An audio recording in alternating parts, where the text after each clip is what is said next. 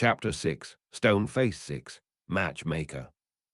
Chapter text Matchmaker. It was good that I learned about Percy's crush, because Tuesday worked out to us, spending a ton of time in classes with her. Charms and Transfiguration in the morning both happened to be the classes Gryffindor shared with Ravenclaw, arithmancy after lunch. And then the Gryffindors in arithmancy missed the normal history class that was up against arithmancy, so sat it with Ravenclaw and Hufflepuff. The only class of the day where we wouldn't see Penelope was mid-afternoon herbology with the Hufflepuffs. I was honestly surprised. I hadn't noticed the crush before, and maybe I was imagining things, but I thought both that it was reciprocated, and that their respective heads of house thought it was a good match. I definitely thought I was sending pretty definite looks at Flitwick and McGonagall that said, "Look at these two. Aren't they so adorable? And we should make sure they get together." Maybe they thought I was just being weird, rather than giving me tacit permission to overcompensate for stealing Percy's dating mojo the day before.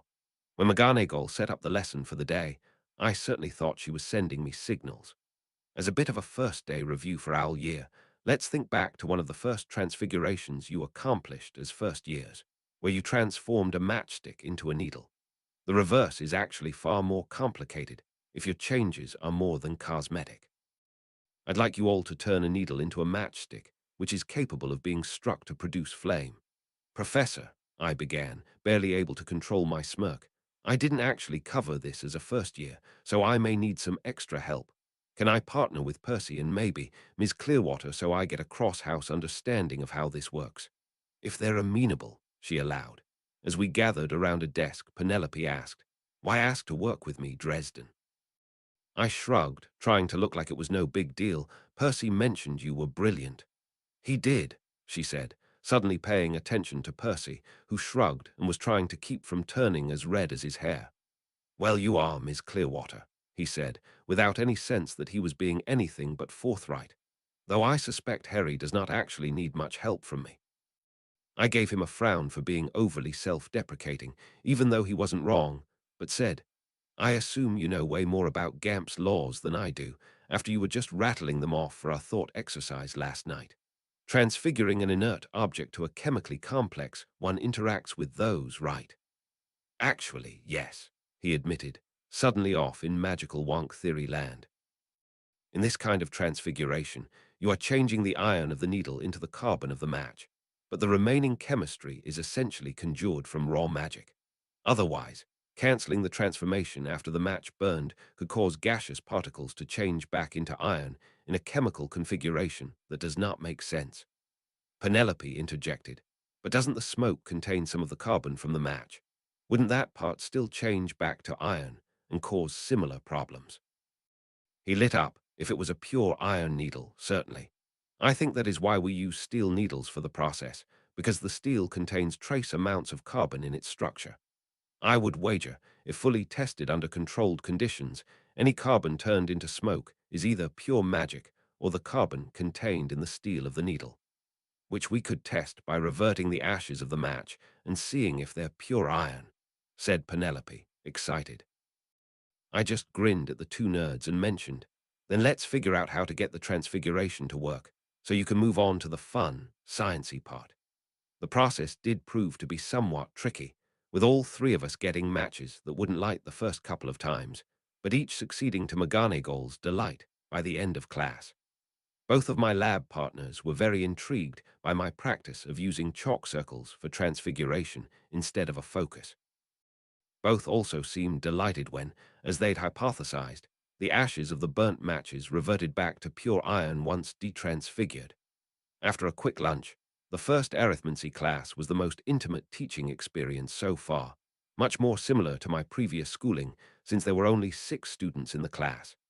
In addition to Percy, Penelope, and me, the other Gryffindor prefect, Alexis, and 2 Ravenclaw students were present. None of the other 3 were also taking runes, which I figured was a mistake because the classes were very complementary. There were a small number of Hufflepuffs and a Slytherin taking the class as well, but they weren't there on Tuesdays due to a conflict with another class. Professor Vector was a formidable, dark-haired woman who favored crimson robes. She had an edge of foreign pronunciation to her English accent, as if she'd been born elsewhere, maybe Russia. Her introductory speech was succinct. Arithmancy owls are about the basics, so this year we will perfect them. You will prove that you are competent in algebra, geometry, and basic trigonometric functions that translate one into the other. You will diagram the spell matrices for the signature charms and curses taught in your other classes. You will be able to translate Latin with high proficiency, as well as some ancient Greek. You will be able to hear the incantation and see the motions for an unfamiliar spell, and use that to estimate the likely results of casting the spell. Conversely, you will be given the desired effects of an unfamiliar spell and suggest the necessary gestures and cadence of the spoken spell phrase. This has all been a warm-up. While I want you to prioritize getting high marks on your owls, never forget that the first 3 years of this class are just to give you the tools you need for your real purpose. Next year, we start in earnest learning to improve and spontaneously adapt existing spells, as well as to create new spells entirely. If you're feeling confident and keeping up with your homework, I'm happy to help you get a head start on that process this year. It's the real fun of arithmancy, and I'm excited to get us there. But for now, let's start our review of algebra. As we were packing up, it was Penelope that approached Percy and mentioned, "I'm really looking forward to actually making spells. I may take the professor up on the offer to start early." "Sounds like a really cool extracurricular project," I said, raising an eyebrow at Percy. Percy looked like he was going to be stubborn, but accepted the hint after a moment and said, "What Harry is saying is that we were talking last night about possible student projects that would look good on an application for something like the Department of Mysteries after Hogwarts. You would be more than welcome to be involved if you have the time." She bit her lip in worry and said, "Do you think I'd actually have a shot?" I was confused, but Percy seemed to understand and said, "While their hiring practices and alumni are largely unknown, as I understand it, the unspeakables are much more meritocratic than most of the other departments. Most of the jobs at the ministry, as Harry bluntly brought to my attention, do not actually use much magic, so they tend to go to the better connected. But as far as I know, everyone in mysteries is extremely competent, so that makes it harder to get in just based on a family name." That was a relief for the apparently non-pureblood Ms. Clearwater, so she nodded. "I'm definitely up for discussing it. Let me know. I better get to Creature's class, though. We have to go to the greenhouses. Can we walk you out of the castle?" asked Percy, puffling up a little as he found the courage to be gallant. "Why, thank you, Mr. Weasley," she grinned. Yearbook Wednesday and Thursday were an arbitrary shuffle of my first 2 days of classes, but because the scheduling was so weird, after lunch on Thursday, I was done for the week. It took me until Friday afternoon to realize that I had a big problem. The wizarding world was boring. If I had a free afternoon to myself previously, I could head to the park, go see a movie, or choose from libraries packed full of novels. The wizarding world didn't have any kind of analog to film, despite the moving photographs and paintings, and mostly didn't seem to realize what they were missing. And another downside of there being one wizard for 1,000 muggles, and insular as well, was the lack of quality fiction. According to a popular sci-fi writer, 90% of everything was crap. In the muggle world, that 10% of possible good stuff was still a huge number of books. But for every 1,000 quality muggle novels, there was one wizarding novel. And unlike in the rest of the world, good art didn't really seem to cross easily between countries. I'd spent most of Friday sampling Hogwarts' fiction section, just a single shelf, and was really getting worried. I broke down and asked the dour librarian, Madame Pince, what she recommended for entertainment reading. "Well, I can see your difficulty," she explained. "I'm sure muggles have to invent interesting stories from total fiction, but plenty of wizards and witches lead such interesting lives that the biographical section can serve as entertainment reading. If you're looking for something modern, we have a set of Gilderoy Lockhart's memoirs." She was certainly right, in that Lockhart was one of the better writers in the wizarding world. How anyone thought he was anything but a novelist baffled me, however. Did he pretend to be this Poirot-esque dandy adventurer when he met his fans? I'd be interested to meet the guy, but his command of magic wouldn't have been impressive for a muggle. How did wizards that had been to school not see the obvious problems in his descriptions of spells and creatures? Percy found me ensconced in a reading nook before dinner, halfway through Year with the Yeti. My mother loves those, he noted, voice low to keep Pince from being upset. Have you read them? I asked. He shook his head and I flipped back to a page I'd marked earlier. Read that paragraph. Obliging, though with a confused expression, I watched Percy's face tense up and he whispered, that is completely inaccurate. He glanced at my face, saw me nodding and asked, is it all like this? I pointed to the other places I'd marked and he read those as well. Aye, this is a fourth-year spell, but he got it completely wrong. Mother said these were biographies. The writing is good, I grimaced. Maybe everyone just gets caught up in the story and overlooks the inaccuracies, or thinks they're deliberately changed to prevent kids from trying it. Perhaps, he allowed. While I can understand pleasure reading, you might have more luck availing yourself of the non-fiction books. Hogwarts has quite a number of rare books of spells and studies of magical theory that you cannot read anywhere else. Fair point, I guess, I admitted. I'm just trying out ways to de-stress before I hit the part of the school year where there's no way I'm going to have the willpower to try to learn for pleasure. He nodded. Sport, table games, and handcrafts are the main contenders, I fear. I, as noted, have little free time that is not devoted to homework and prefect duties. That reminds me, what's the deal with homework? I mean, we're going to take OWL exams at the end of the year, and that controls which sixth-year classes you can take. But if I just decided I didn't want to do homework because I thought I could pass the OWL without it, he winced. The idea of shirking schoolwork clearly almost physically painful to him. But he allowed. There would likely be very little consequence. For flagrant violations, you might be assigned detentions or docked house points. But particularly with no guardians likely to punish you for poor marks, dashing off mediocre essays might not matter much. As I understand it, many students here are already poor writers and logicians, so subpar written work with strong practical demonstrations might not even be noticed. I grinned. You thought about it, but couldn't bring yourself to sandbag, could you? While I am considering your suggestion for other career options, I have planned to work at the ministry for quite some time.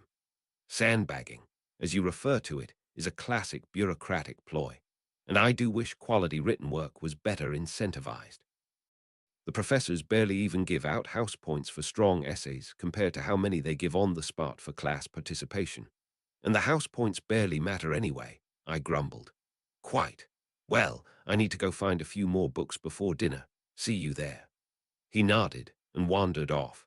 Not really feeling like finishing the biography I'd been reading, I started wandering the library looking for something else to catch my eye. It was by happenstance that I found the shelves devoted to school yearbooks. I almost completely disregarded it before remembering that McGonagall had mentioned my mother went to school here, albeit briefly. Maybe she was in the yearbooks. It was harder than it should have been, since I didn't actually know my mother's exact age or maiden name. I wound up having to come back after dinner and most of Saturday morning before finally finding a promising candidate in the 1967-1968 yearbook. Margaret McGregor was a fifth-year Slytherin who hadn't appeared in the next year's book, so must have left after earning her owls. It was hard to be sure with her as a 16-year-old against the one adult picture of my mother that my father had shown me, but I thought I saw a family resemblance.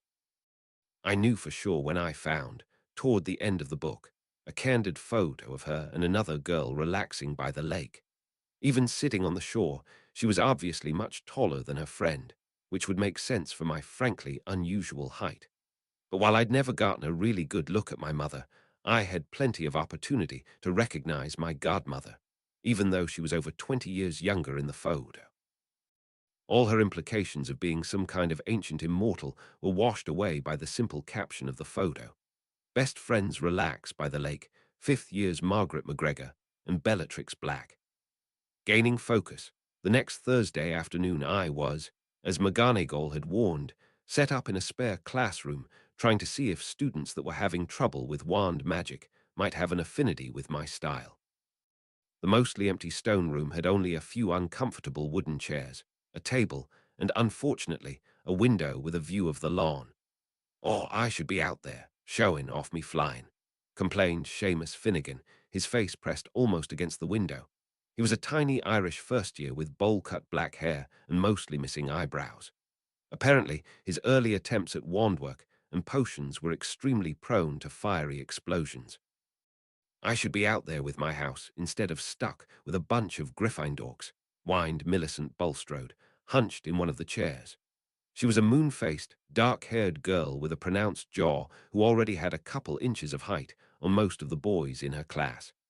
McGonagall told me to do what I could. Rather than explosions, she wasn't getting much of anything from her attempts at casting spells.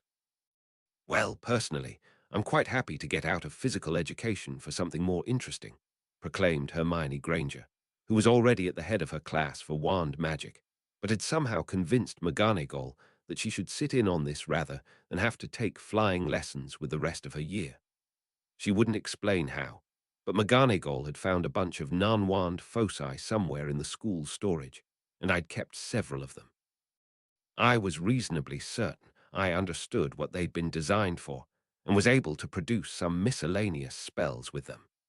The others had been either too old or too obscure for me to risk putting in the hands of 11-year-olds. I set out the 3 foci I'd found that seemed designed for light.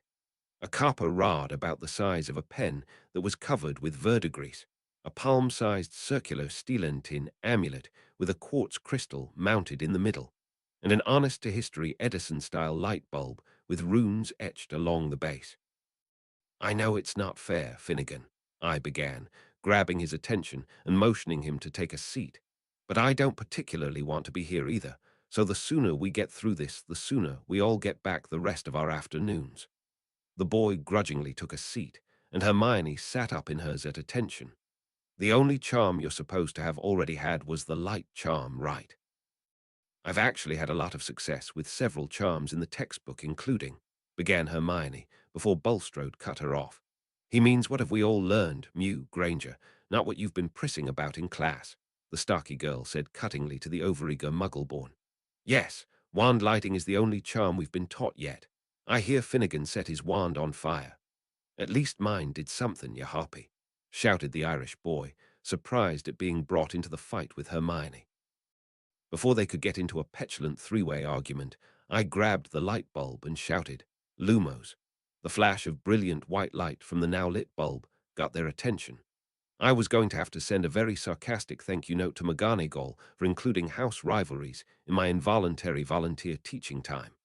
"Thanks for the answer," I snarked. "Can we do the lesson without trying to get into a fight every 5 seconds?" 3 tiny heads gave petulant nods, so I continued. "This is a purpose-built focus. The 3 I've set out can do the light charm and possibly some other similar spells. Unlike your wands, which have to be complicated enough to produce any spell, these are much simpler enchantments. The first part of that is materials. Your wands are rare woods and exotic cores, each carefully attuned to your magical signatures. Purpose-built foci are a lot cheaper to make and often work well for anyone that knows the spell. But the bigger benefit is that you can usually do without wand motions, which is probably what's tripping the 2 of you up. I never had any talent for getting them right, either. Wand motions are because wands are general tools, and you have to align their inner magical matrix with the matrix of the spell." "What?" Finnegan asked. Bulstrode seemed to be closer to getting it, and Hermione clearly wanted to explain it in exhaustive detail to the 2. Before the Gryffindor witch could start rapidly repeating the paragraphs from the textbook she'd likely memorized, I rephrased. "A spell is just a way of expressing your own inner magic in a way that happens to do what you want. It's like you're making an invisible web of energy, and if you get it shaped right, it does what you want. The spell words and foci are all just ways of helping your mind create that pattern." I set down the light bulb, which winked out when I let go of it. I'd had to work hard the last couple of nights to get this trick down, and I summoned up my magic, visualized what I wanted from the simple spell, and wordlessly passed energy into my hand. It was much dimmer than the bulb, but a flickering light was clearly coming from the palm of my hand. Hermione's eyes grew wide because she knew how hard that was supposed to be, but at least the other 2 looked mildly impressed. Closing my hand and ending the spell, I continued, "You don't actually need the focus or the words, but it makes magic a hell of a lot easier." Hermione looked very slightly offended at the curse word, but it didn't bother the other 2. who both seemed like the type to curse up a storm in private. But anyway, since the wand is a general tool, making the right motion is important to getting your mind and the tool to agree on the shape of the magic you want to make. Specific foci like these already have that part of the spell matrix embedded in them. Think of it as already having the wand motion built in. You just have to do the rest of the spell. So I guess everyone try visualizing your intention like Flitwick taught you and saying the spell word. Seamus grabbed the light bulb, having already been shown it worked. Millicent took the amulet, and Hermione grabbed the copper rod. It actually took Hermione a moment to get it to light up, fighting her urge to make a wand motion. The lighting charm didn't have much of a motion, but it was still present and could potentially misalign a focus. Not long after the precocious Muggle-born, the other two managed to produce light from their foci, to their obvious delight. "That was much easier," exclaimed the boy, and the Slytherin witch couldn't help but nod in agreement. I was now looking at probably taking on part-time apprentices. I'd almost been hoping they wouldn't have been able to get a light with these either. Oh well, maybe I could talk McGonagall into giving me some token payment if this became a regular thing. Being flat broke was really cutting into my ability to make long-term plans. Good job. I don't want to make you think they'll all be this easy, though. The light charm is still one of the simplest possible spells, which is why you learn it first. For more complex spells, there might be some rudimentary motions necessary, and if you're using a focus made by someone else, it may actually take some trial and error to feel out what you have to do to get it to work perfectly. If you really get into this, you basically have to make most of your own foci, which is a lot of extra work on top of meaning you really need to take runes and maybe even arithmancy once you get to choose electives. That brought Seamus and Millicent down a bit, though from her pleased grin I could tell Hermione had already planned to take those classes just as soon as someone would let her. Did you know that so few students can do any spells without wands that it's a huge bonus to your practicals for your owls and newts to be able to demonstrate that you can? Exclaimed the bushy-haired Gryffindor. The two worried kids perked up a bit at that and promised that they'd consider it. I was suddenly hoping that they agreed because it was very clear that after this I'd be training Hermione anyway, so I might as well get some kind of formal credit for it. As we left the classroom, Mrs. Norris, Filch's cat, was curled up in a window near the end of the hall, soaking up the afternoon sunlight. "It's tha terrible tatlin' beastie," groaned Seamus. The two girls, to their apparent mutual chagrin, both exclaimed, "Kitty." I smiled and said, "That's my friend, Mrs. Norris. She's a sweetheart if you aren't causing trouble for Mr. Filch. Do you want to meet her?" Seamus shook his head and headed back to his room, but the two girls were soon giving the skinny cat very thorough pets. Maybe this would work out after all. Family Honor I was up late that evening, sitting in a corner of the Gryffindor common room and reading.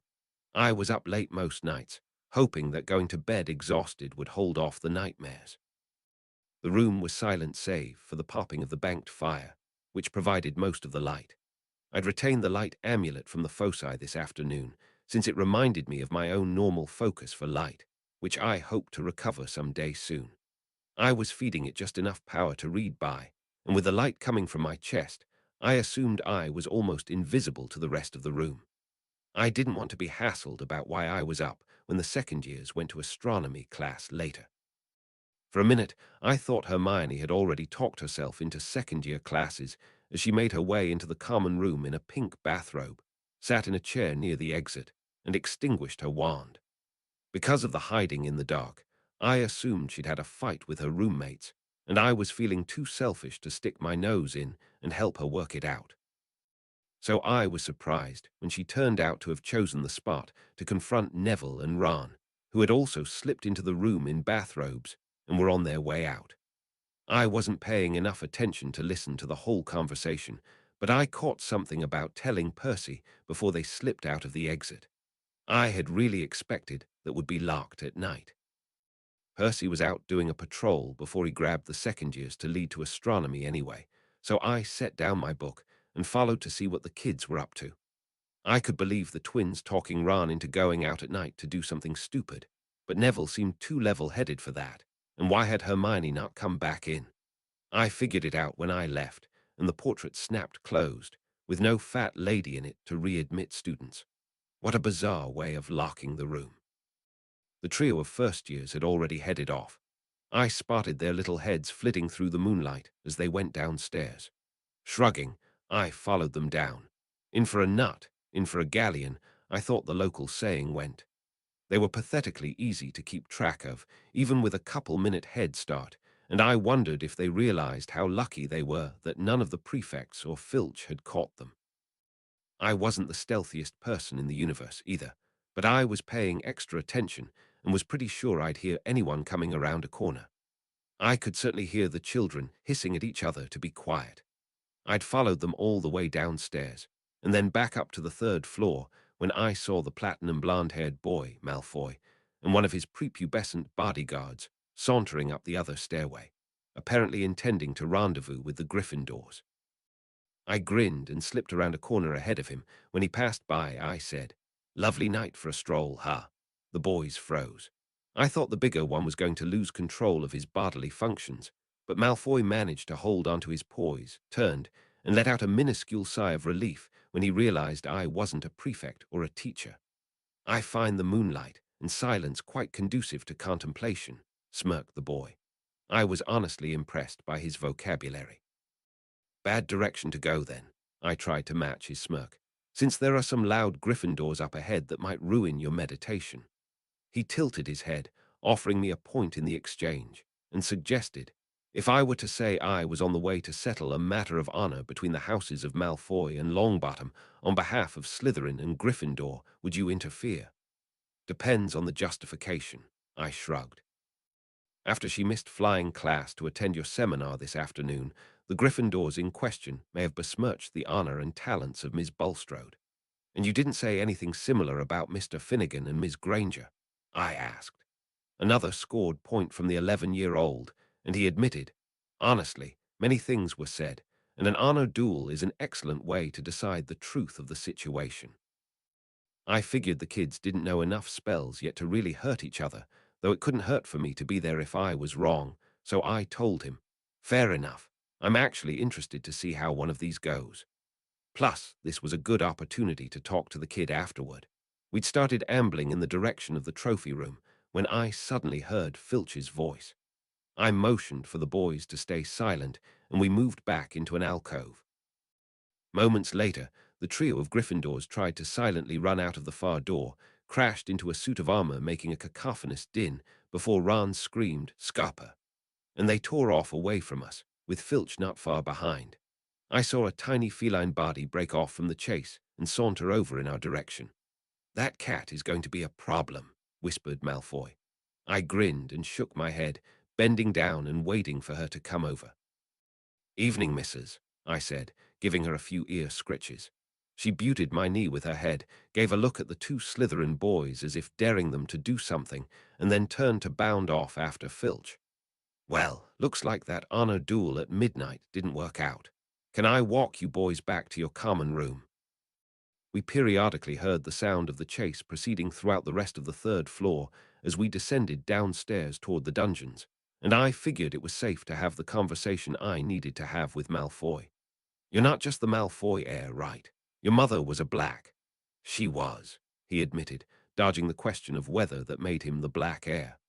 "I assume that makes Bellatrix black, your aunt." None of the professors that had been in the yearbook I found seemed to want to talk about either my mother or my godmother, but I'd found some references to Bellatrix's sister, Narcissa, who looked a lot like Draco Malfoy's mother from when I'd seen them at the train station. "Bellatrix Lestrange, after her marriage," he said, hiding some kind of twitch at the mention of her name. "However, yes, I assume you don't get to see her very often. She's one of the most wanted criminals in Britain, so I can't imagine I'd ever have seen her," hedged the boy, but there was a hollowness to his polished language that hadn't been there before. "She's a scary lady," I said. He just nodded, swallowing hard. "Did you know that she's my godmother?" Another nod. "Apparently she was best friends with my mother, but nobody that was at school with them wants to tell me anything about it. And your aunt was never very forthcoming, at least in any way that made much sense. I'd imagine most of the adults around here are reticent to talk about anyone who fought on the other side in the war," he said. "I could owl my parents if you'd like. They might have more information." That would be a big help, thanks, I told him. We were about to descend into the first level of the dungeons, when a prefect turned a corner up ahead, and I'd been talking too much to have a chance of hearing. To my great fortune, it was Penelope. "Good evening, Miss Clearwater," I said, trying to be nonchalant and hoping that Malfoy's bodyguard didn't give us away, since Malfoy had already put on a mask of innocence. "I don't think any of you three are supposed to be out and about this late," frowned the Ravenclaw witch. Mr. Crabbe and I got turned around leaving the library and might have been wandering all night if Mr. Dresden hadn't helped direct us back to our common room, Draco said smoothly. I just gave a friendly smile, not wanting to confirm nor deny the boy's glib lie. She clearly thought about punishment, but then shrugged and said, "Then I guess it's good that you all found each other. Sleep well, you two," she said, dismissing the Slytherins. "Could you please give me an escort back to my common room to avoid any other issues?" I asked. "Suits me," she nodded. I needed to patrol that way anyway. After we'd walked for a few moments, the astute girl asked, "Do I want to know what was really going on?" "The common room doors really ought to lock the first years in overnight," I admitted. "We'll see how agitated Percy is before I tattle on 11-year-olds from my own house who may have been up to some shenanigans." That got a laugh. Honestly, sneaking out to go to the library late at night seems like something I'd have gotten up to first year. "Rune's lab for me," I said, then added. But it wasn't even a month ago, and to be fair, nobody had actually told me it wasn't allowed. "Yeah," she sighed. "I was hoping getting to be a prefect would mean I could get some work done after curfew. It's not like I'm going to go charging off to do, what you call it, shenanigans. But it eats up so much time, it's hard to see the perks." "What is your schedule like?" I asked. "I know we mentioned the research project to you, but Percy is dragging his feet about how much time he'd actually have for it with all his other studies and prefect duties." "Ravenclaws make time for research projects," she grinned. "I'm glad you're trying to talk Percy into it. That boy has always struck me as too practical for his own good." "You're the opposite." "Maybe. I've certainly been accused of retreating into theory. I get much higher marks on my essays than on my spell work. If we're doing a project, I'd really like to do something like come up with a spell. It's too predictable for me to just write a paper on the theory of something." "Makes sense to me," I said, realizing that I now had to figure out a good project that might get Percy out of his dead-end aspirations, and that included spellcrafting. No pressure. Ah, there's the common room. Percy was just coming back up the opposite stairway, presumably from dropping the second years at astronomy class. To head off any jealousy he might feel seeing me walking with Penelope, I said, "Hey, Percy, Miss Clearwater gave me an escort back after I helped some lost first years. Maybe you two would enjoy patrolling together this evening." I shot him a wink before whispering "pig snout" to the returned fat lady in the portrait and heading in for the night. I'd apparently gotten in just behind the trio of wandering first years as I overheard Hermione shout, "We could have all been killed, or worse, expelled. Now, if you don't mind, I'm going to bed." Ron and Neville were sharing a look of confusion before they saw me walk in and scampered up to their own bedroom. Chapter 7, Stone-Faced 7, Deep Funk. Chapter text in the dumps. It hadn't taken long for the kids to spill their adventure to pretty much the entirety of Gryffindor House. Apparently, they'd bumbled their way into the forbidden, locked corridor trying to hide from Filch, and had almost gotten eaten by the immense Cerberus in the room. I suspected the frightened, tiny children were exaggerating about the size of the three-headed dog and how easy it would have been for it to maul them standing just inside the doorway. But it still seemed like there should have been a better lock on the door. Hermione was oddly fixated on the fact that the dog was standing over a trap door. I'd asked her if she could figure out a better way for Hagrid to clean up the dog's poop, since he couldn't cast vanishing spells, and that had seemed to quiet her down. Still, nothing I had heard about Cerberus indicated that they couldn't just be kept in the Forbidden Forest for creatures class. None of the upper years had mentioned it being in their lessons, and they were, famously, guard animals. So despite making fun of the obsession of the 3 11-year-olds, I was also a bit curious. I'd spent a couple of weeks falling into something of a rhythm when the opportunity to go bother Hagrid about it fell into my lap. McGonagall held me back after Transfiguration class on Wednesday afternoon and began, "Mr. Dresden, While your comprehension of the material is clearly sufficient based on your classroom work, I, and a few of your other teachers, have noticed that your essays are of a remarkably lower standard. Finding it hard to get the hang of using quills, ma'am, I suggested. She scoffed, and if it was only your atrocious penmanship that was in question, that would be another issue. Instead, I'm referring to how you seem adept at producing exactly the bare minimum number of inches specified, while filling your work with sentences full of adjectives, subordinate clauses, and elaborate description, but little to actually prove you're spending time researching the subject. She stared at me, as if trying to prompt another justification, but since she hadn't actually asked a question, I let her hang with what was hopefully a nonchalant but respectful expression on my face. Very well, she relented. If that's the way it's to be, I suspect bad letter grades won't have much meaning to you, and that taking points won't matter to you either. Since Mr. Filch and Mr. Hagrid asked me specifically to assign you to them, should you suffer a detention it will be. Please do strive to think about this punishment the next time you have the urge to work so far below your level to speed up your homework. Yes, ma'am, I said, trying to look contrite but probably just doing a very bad job of hiding my grin. The detention wound up being scheduled that Saturday morning, and I met the caretaker and grounds keeper outside, bundled for an already frigid fall morning. Ready for your detention, Dresden, Filch smirked. Guys, if you wanted my help with something, you could have just asked, I said, absently petting Mrs. Norris, who didn't seem to be any happier to be out in the cold than I was. Figured you'd get a detention sooner or later, shrugged Hagrid, and we could kill two birds.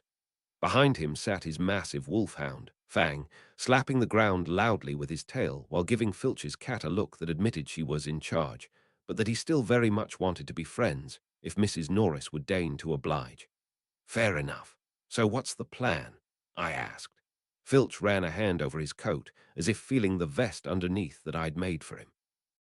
After taking the unexpected stunner from Quirrell, I made a point of actually finishing my protective vest, and made a slightly lower-powered copy for Filch, as I'd promised. You mentioned that materials were the bottleneck for making more items. I nodded at the hunched old man, since I'd used up most of the extras I'd gotten from my shopping trip, and probably couldn't talk Professor Babbling into letting me go nuts with the school supplies to make anything that caught my fancy. So happens that I have a pile of confiscated items that you could maybe use. I'd seen Filch's massive list of prohibited items and heard tales of it growing every time he took distracting magical toys and other prank items off of students. While it was always easier to work with pristine materials, I admitted, that's a definite possibility. I need to see the pile and figure out what's recyclable, but that would be great. The men nodded, and we started following Hagrid toward the forest. Filch explained, I used to keep all of this in my office, but it proved to be an attractive nuisance.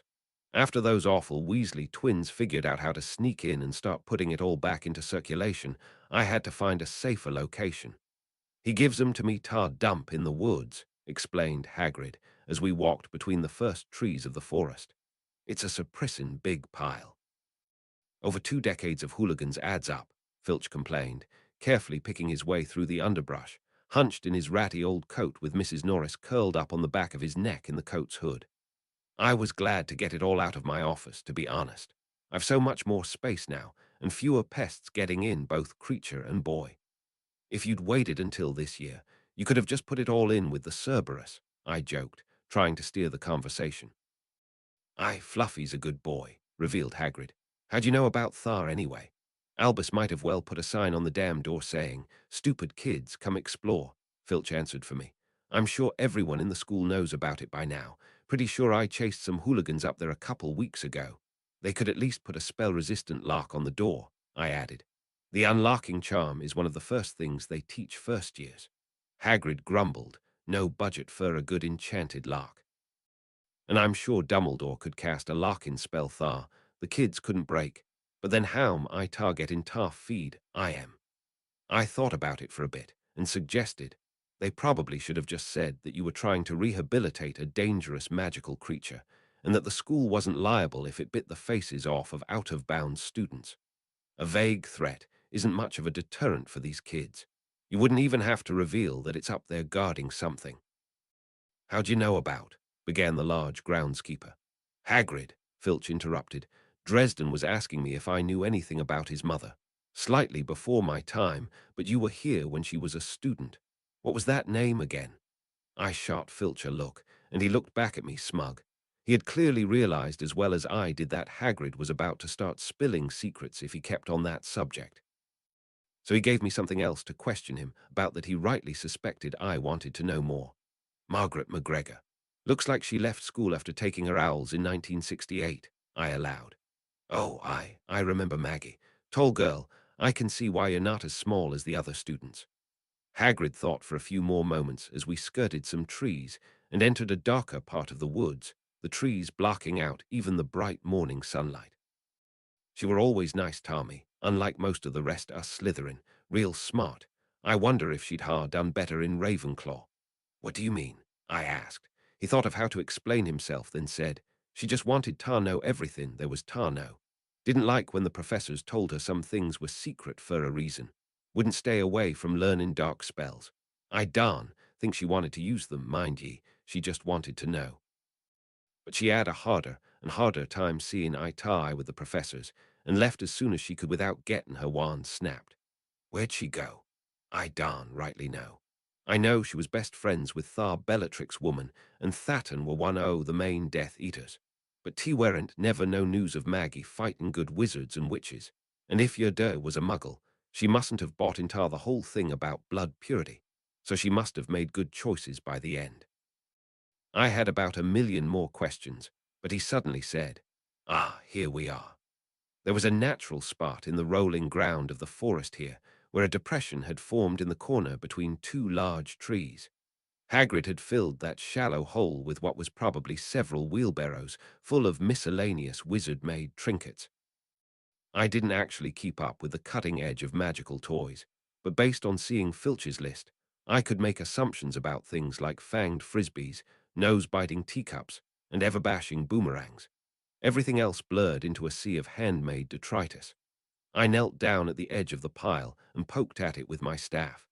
If the two of you want to help, anything with metal components or that looks like it's held together with fasteners is a good start. I'd pushed aside a frisbee and was reaching to pull out something made of fabric that might be salvageable when I felt the end of the cloth vibrate and a hissing emerge from beneath it. I'd apparently disturbed a nest of something that started to boil out. Is this going to happen every time I'm in this forest? I shouted at Hagrid, scrambling back. Darksies, don't let 'em bite you, bellowed Hagrid as the first of the tiny bluish creatures took to the air. Filch was already falling back, Mrs. Norris hissing as she leapt from his back.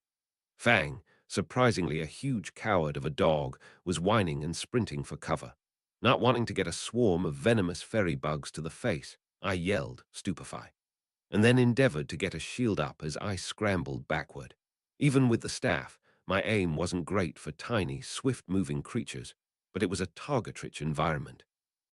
Darksy near the back took my stunner to the face and crashed back down into the pile, but that just alerted the rest of them that I was a threat. Fortunately, my shield could keep physical threats at bay, but it wouldn't take them long to crawl around it. I told you we should have brought Darks aside, yelled Filch, as Mrs. Norris swatted a couple of Darksies out of the air that had gone after the retreating caretaker. They darn normally nest outside, argued Hagrid, though Tiwa's a warm summer, I suppose. He was swatting at the cloud with his hands, the pests not able to compensate for the sheer size of those hands or his surprising speed, so some fell with each sweep. Magical pests were not something I'd ever really had to deal with, as they tended to congregate at buildings with really dense and ancient magic. Until Hogwarts, I'd never lived in such a place. I racked my brain as a couple dozen of the ugly, multi-armed Fae beat against the shimmering dome of force I held, anchored to my shield bracelet. I gave up and asked, "Don't suppose either of you remember what spells are best against these?" "My mother swore by the knockback jinx," yelled Filch, already clearing the tree line. "Right, here goes." Fortunately, that was within the spectrum of spells my staff could manage. I took in a breath, visualizing the spell spreading wide, timed it, dropped my shield hand as my staff came forward, and yelled, "Flypendo." A ripple of disturbed air washed out from the end of my staff and spread across the swarm. As it passed over each Darksy, they shot away from me like bullets. Quite a few made crunching sounds as they were knocked into the trees or the ground. Those that managed to avoid hitting anything, and the few that had escaped the spell, seemed to realize how dangerous things were for them and fled. "Well, good job, then. That's sorted," smiled Hagrid. "Fortunately, they've never been able to bite through my skin." He reached over to where the swarm had come from and brushed items aside to reveal the hole they'd dug beneath the objects. "Darn, looked like there was a queen, tea least. I should probably put down some poison and bury this when we're done, though." I just shook my head and walked over to start sorting when Hagrid hadn't been swarmed by another wave of nastiness, and Filch slowly made his way back as well.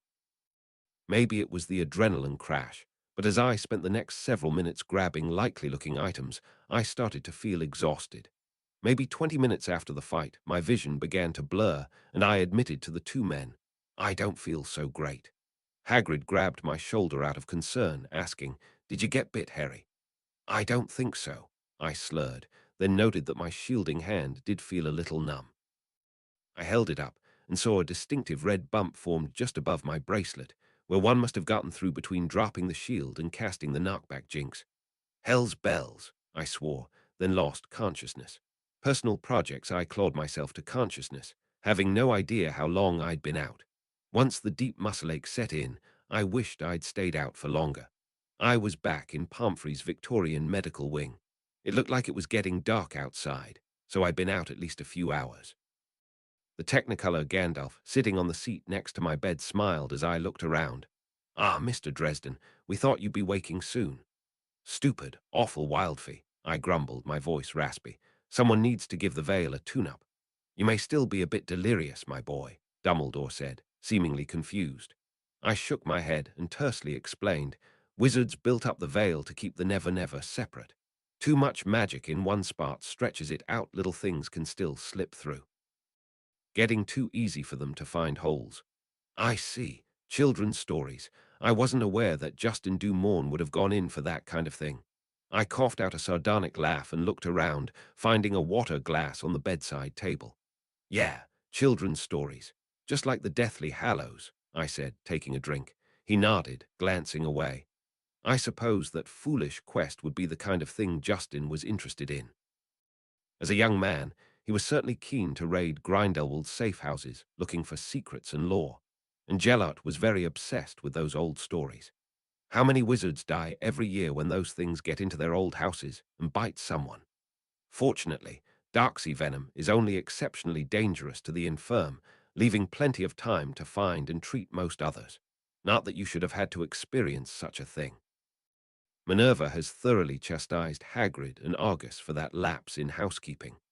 I shrugged, since that was probably fair. Some of the things my godmother had hinted were on the edges of being able to squeeze their way out of the Never-Never would be far more dangerous.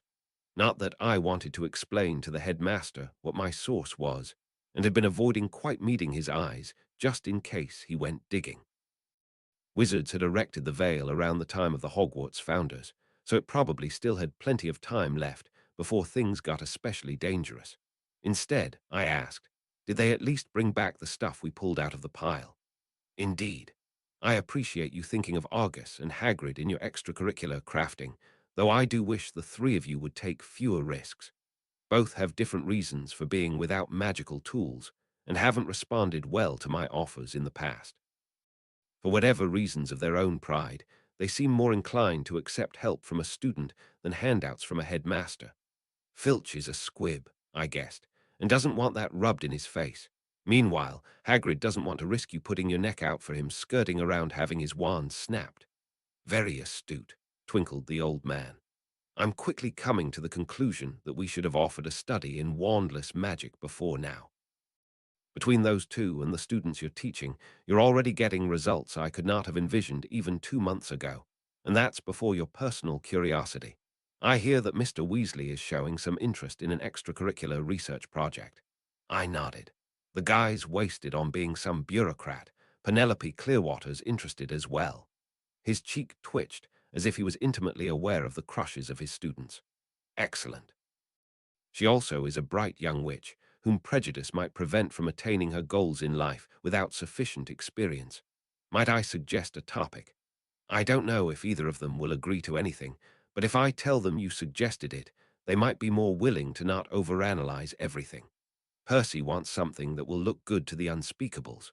Penelope wants something practical, like a spell. Dumbledore nodded, stroking his beard, but I got the impression that he wasn't actually having to think about it. Are you aware that there currently exists no offense against Dementors? The Patronus charm provides protection and can drive them away, but there's no reliable method of offering them serious harm, much less dispatching them. It took me a moment, since I'd been unconscious most of the day, but I remembered Dumbledore had seen my memories. I said, and if that line of research also happens to turn up any clues on how to injure other shadowy, wraith-like entities, just so. What did I fight that night, Headmaster? I asked, hoping to shake loose an answer with directness. If we're lucky, he hedged. Dumorn had invented some new dark ritual that you thwarted, and his research burned with him. And if we're unlucky. He frowned, clearly unhappy to share this with me, but explained, I cannot account for much of Justin Dumorn's life, nor his alliances, but his tenure at Hogwarts overlapped another power-hungry dark magic user, and they may have become associates. If that dark wizard managed to cling to some form of life past his destruction a decade ago, his allies might have finally begun to move to bring him back. And despite Dumorn's death, he was not the only one of such allies unaccounted for. It made sense, but I asked to be sure. You think he was trying to offer me up as some kind of a spirit horse for Voldemort? Do you think they'll try again? If we're unlucky. The old man sighed, clearly sad to have shattered whatever illusions of safety I might have had in my life. He glanced up at Pomfrey, who was bustling into the room, but Poppy has returned, and I think I must take my leave. He very specifically didn't promise to let me ask more questions later, but I wasn't expecting to give him much of a choice. I just had to decide what else I needed to know. Sweet 16, I'd built up enough projects that the next few weeks slipped away from me. I kept teaching focus-based magic to the kids once a week, and McGonagall agreed to pay me a token amount for the effort, expecting me to want to spend it at the eventual shopping field trip to the nearby wizarding town. It wasn't much, but having a little bit of money was better than none. I felt a twinge of guilt for betraying Filch's trust and selling a few of the more generic toys from the pile to the Weasley twins. They were unlikely to be provably the same ones, weren't too dangerous, and it got me a little more savings and also more allegiance from the twins. I expected to need that friendship eventually. At least I was helping out Flick on the other side, spending a fair amount of free time in the room's laboratory, breaking down the rest of the salvaged items. I had some ideas for what to do with the materials involved, but the problem wasn't just how the materials were already carved up. Enchantment burned the matrix of the magic into the materials. I couldn't just take apart an item and reuse the pieces, but had to render them back into an inert state. For the metals, that meant melting them down. For pieces that wouldn't melt, I was having to research other ways to nullify the magic, and it was slow going. That wasn't my only reason to spend long weekends in the library. Percy and Penelope, who'd eventually asked us to just call her Penny, liked the idea of the Dumbledore-suggested project, and we'd begun the research as well as an attempt to learn the Patronus charm. None of us were really close to getting it to work correctly, though I was perhaps even further behind. I didn't have a focus designed for the spell, and if I was honest, I was having a hard time coming up with a happy memory to use. My life hadn't exactly been misery, but especially after the betrayal and deaths of my mentor and girlfriend, even previously pleasant memories were tainted. When my birthday, which happened to be on Halloween, dawned with no one mentioning it, that didn't lift my mood any. Somehow, my teenaged mind expected it to be as important a date to anyone else as it was to me. But for those who cared, it was because it marked a decade since the end of the Wizarding War. Most of the kids at school had been too young to really understand, so they either paid lip service to the sacrifices or didn't even pretend to care. I would have been among them if Dumbledore hadn't warned me that the leader of that faction of magical terrorists was trying to come back and had singled me out. Arithmancy and runes went by without incident that morning, and I had my class teaching the first years in the afternoon. I'd started them learning how to use ritual circles to do transfigurations, since I didn't really have any foci that supported the charms they'd learned since the lighting charm. Well, they'd apparently learned the levitation charm that morning, but I wasn't about to hand them my staff to practice that. Between the intricacies of the lesson and my own funk about my uncelebrated birthday, it took me halfway through the class to ask, "Where's Hermione?" Seamus hedged, embarrassed by the question. Well, she was partnered with Ron in charms this morning. She's been a swot like usual. Ron was complaining on the way out of class. And I may have mentioned how sometimes she was a swat in here. I didn't interrupt, so he eventually continued talking, and she wasn't as far away as we thought. She ran past, and we didn't see her at lunch or in Transfiguration neither. Rumor is she's been sobbing in the girls' toilet all day, added Millicent. The other girls have been joking that she needs to go down to Myrtle's, so there's not a sobbing girl in all the toilets. It was left unsaid that Millicent probably hadn't participated in the gossip, since it seemed like the two cat-loving girls had an armistice, if not a friendship. Why haven't any of the other girls gone and talked to her? I asked, expecting the answer. I don't think she's real close with any o' them in our house, admitted Seamus. None of the others either, added Millicent. It was left unsaid that she only felt a tiny bit guilty admitting that she and Hermione weren't friends and that she hadn't tried to help. I finished up class, trying to figure out what to do. I'd have gone to McGonagall, but she had her 7th-year Newt class the rest of the afternoon. I could go try to track down one of the girl prefects, but I didn't know where they were and didn't exactly trust them to be a big sister to Hermione if they hadn't made an effort already. Ultimately, I couldn't live with myself if let a girl spend all day crying in a bathroom without trying to help. It took me an annoying amount of the last period before dinner to even find her. Hogwarts didn't make sense in the best of times, and I hadn't had a need to map the girls' bathrooms. When I found it, after finally getting one of the girls to tell me, hopefully not assuming I was being a pervert, it just looked like another nondescript classroom door and had a standard handle with a lock. The key was even sticking out of it. How such a thing had not been stolen by a prankster was an open question. I knocked at the door with my staff, and when no one said anything, I poked my head in. "Hermione, are you in here?" I called, not seeing anyone out and about in the bathroom. "Go away," her voice came from the last stall, her voice still ragged from crying, "please." "It's Harry Dresden," I said, not really sure whether I should take that as permission to leave her to work it out on her own. Realizing I needed to do more, I asked, "You sure you don't want to talk about it?" "You'll just think I'm being stupid," moaned the girl. Well, that definitely sounded less like permission to go to dinner, conscience absolved. "No, I won't. I'm going to come in and lock the door so we won't be disturbed, okay?" There was a hesitation, then she said, "Okay." I let myself the rest of the way into the bathroom, took the key from the outside of the lock, and locked the door from the inside. I did a little wandless cleaning spell on the floor by the door, just in case, and took a seat, legs crossed and back against the door. Bad day. Echoing slightly through the still-closed stall door, it all came rushing out at once in her hoarse voice. I was just trying to help them. And I came to Hogwarts, and I thought it was going to be different here than at my old school. They told me it was the best school. I thought everyone else would be smart and want to learn, and we could learn about magic together. But none of them want to know anything. They're just as bad as the kids at my old school. And her voice rose into a wail. None of them want to be my friends either. She let out a couple of choking sobs, but seemed like she was too cried out to do much more. I was really going to have to harangue Percy for not doing a better job mentoring this girl. It sounded like she had problems he was perfect to empathize with. I didn't understand nearly as well, but I also didn't have anything better to say, so I just shared. "It's my birthday today, and nobody said anything to me all day. It's been killing me. And you know, I just realized, I don't actually think I told anyone when my birthday is. McGonagall might not even know." That got a coughing laugh from the girl in the stall, and she said, "Happy birthday, Harry." "Thanks." That gave me a moment to think of what to say to her. "I don't really know what it's like for you. When I was your age, I'd just been taken in by a new foster father. He was teaching me magic, but it was just me for the first little bit. So I didn't have a chance to make friends. When I eventually got, I didn't really want to say Elaine was my foster sister, since that would be weird given our eventual relationship. When he took on another student, she and I became friends because we didn't exactly have anyone else to be friends with.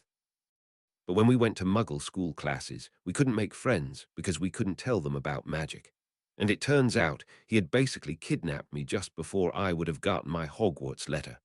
That's awful, she admitted. I went on, I'm not trying to say that I have it worse than you or anything. I may have thought it, but I wasn't going to say it. I'm just. I'm having a pretty bad day too, and I wanted you to know that you aren't alone, wanting to just hide and wait for it all to blow over. We didn't talk for a minute, and finally, she let herself out of the stall so she could look at me.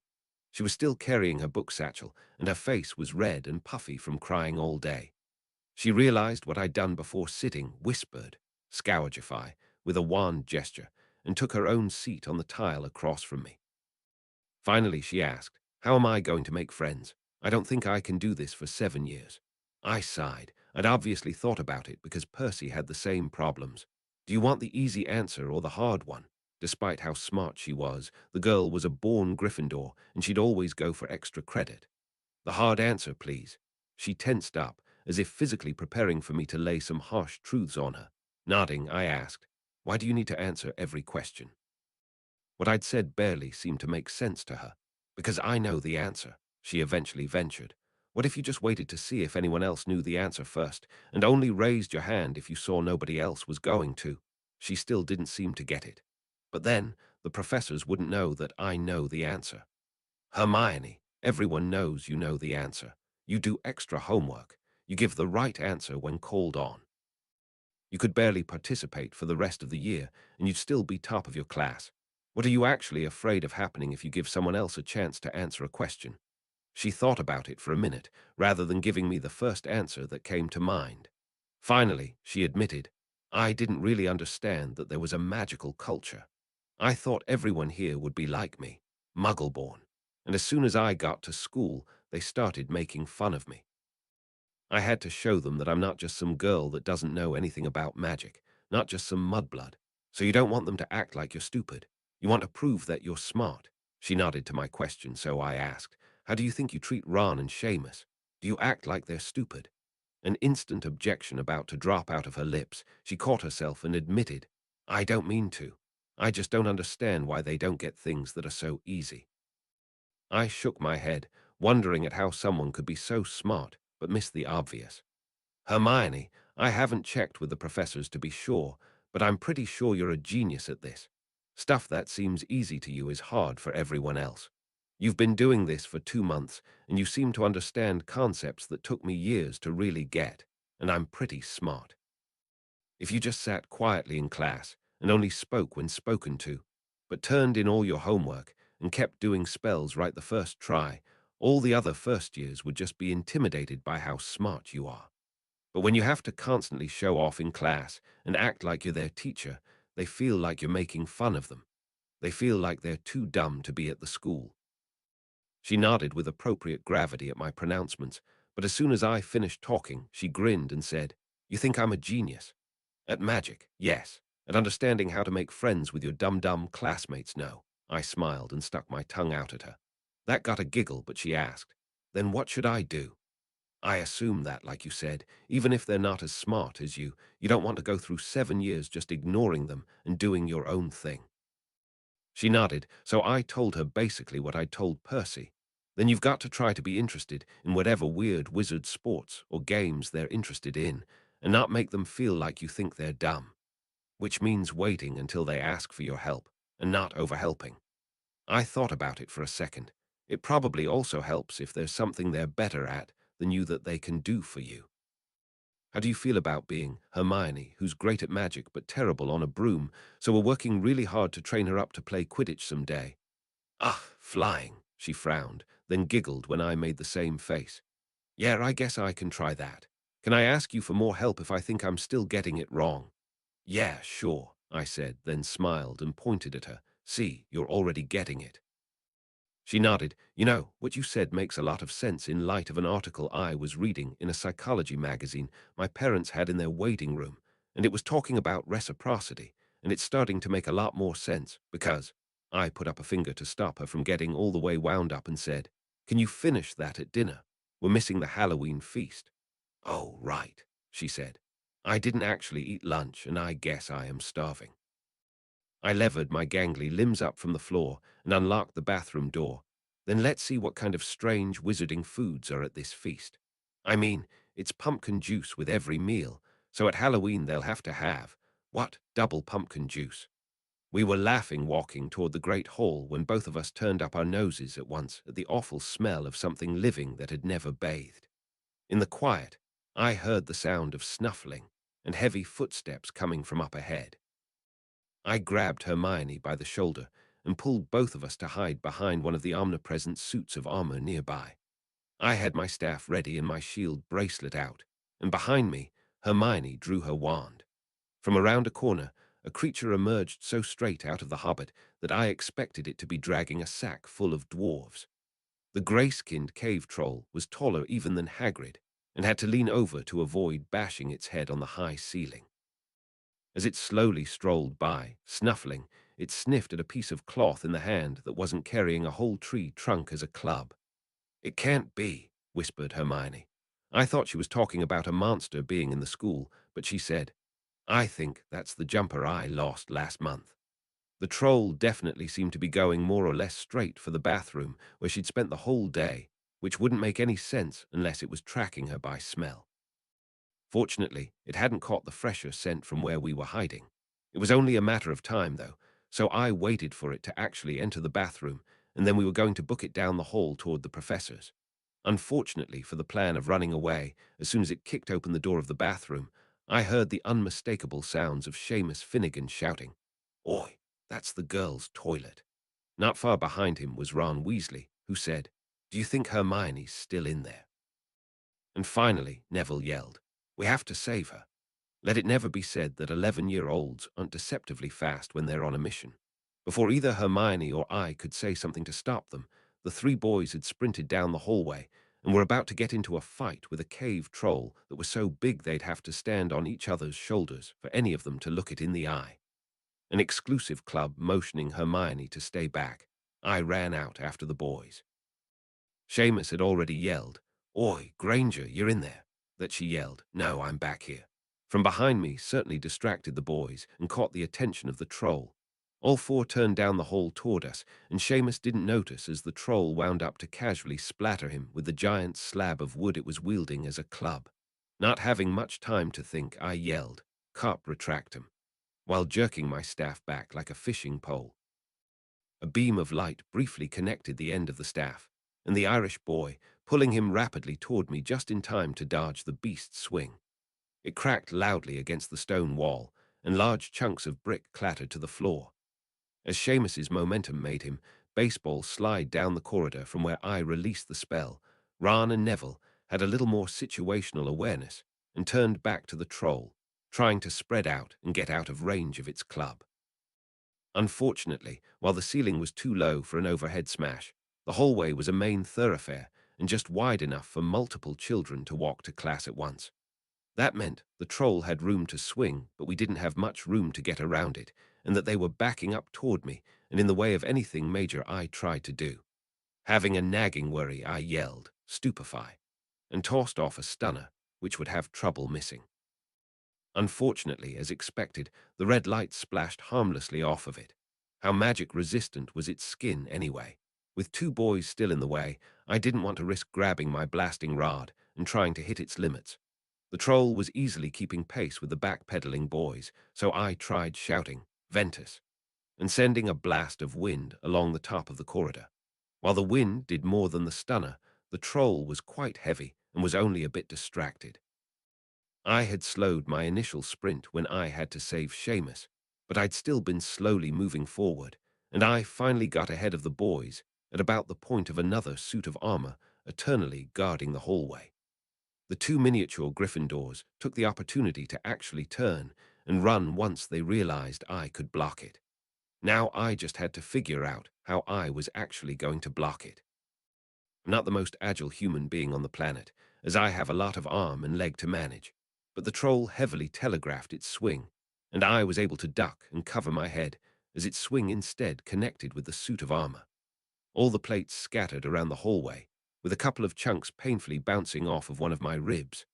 While the club was committed, I scrambled past the troll down the hallway, hoping it didn't realize it could just kick me while its club was going the wrong way. Successfully turning the troll around, I could see that the 4 first-years had stopped to watch not far enough down the hallway.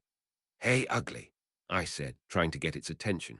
It tossed a look my way, but took a sniff of the air, threw Hermione's presumed sweater to the other side of the hall, and started to move toward the girl. Annoyed, the scattered suit of armor gave me an idea. A pugno. I cast, making the junk, as well as the fragments of shattered wall, swirl up and pelt into the troll. That at least got its attention, and I hadn't really accounted for how fast it could move when it was annoyed, or what I was going to do next.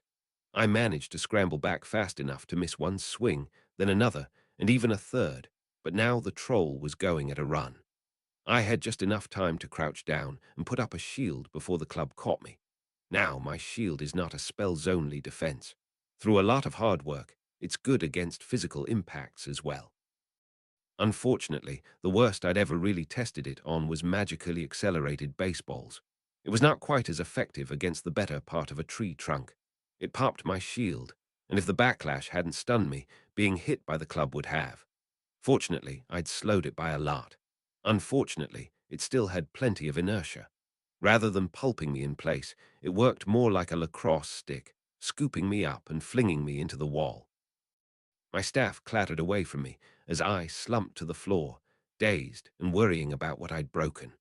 I wasn't sure I would be able to do anything in time to stop the backswing from finishing me off, but the brave, tiny Gryffindors decided to distract the beast.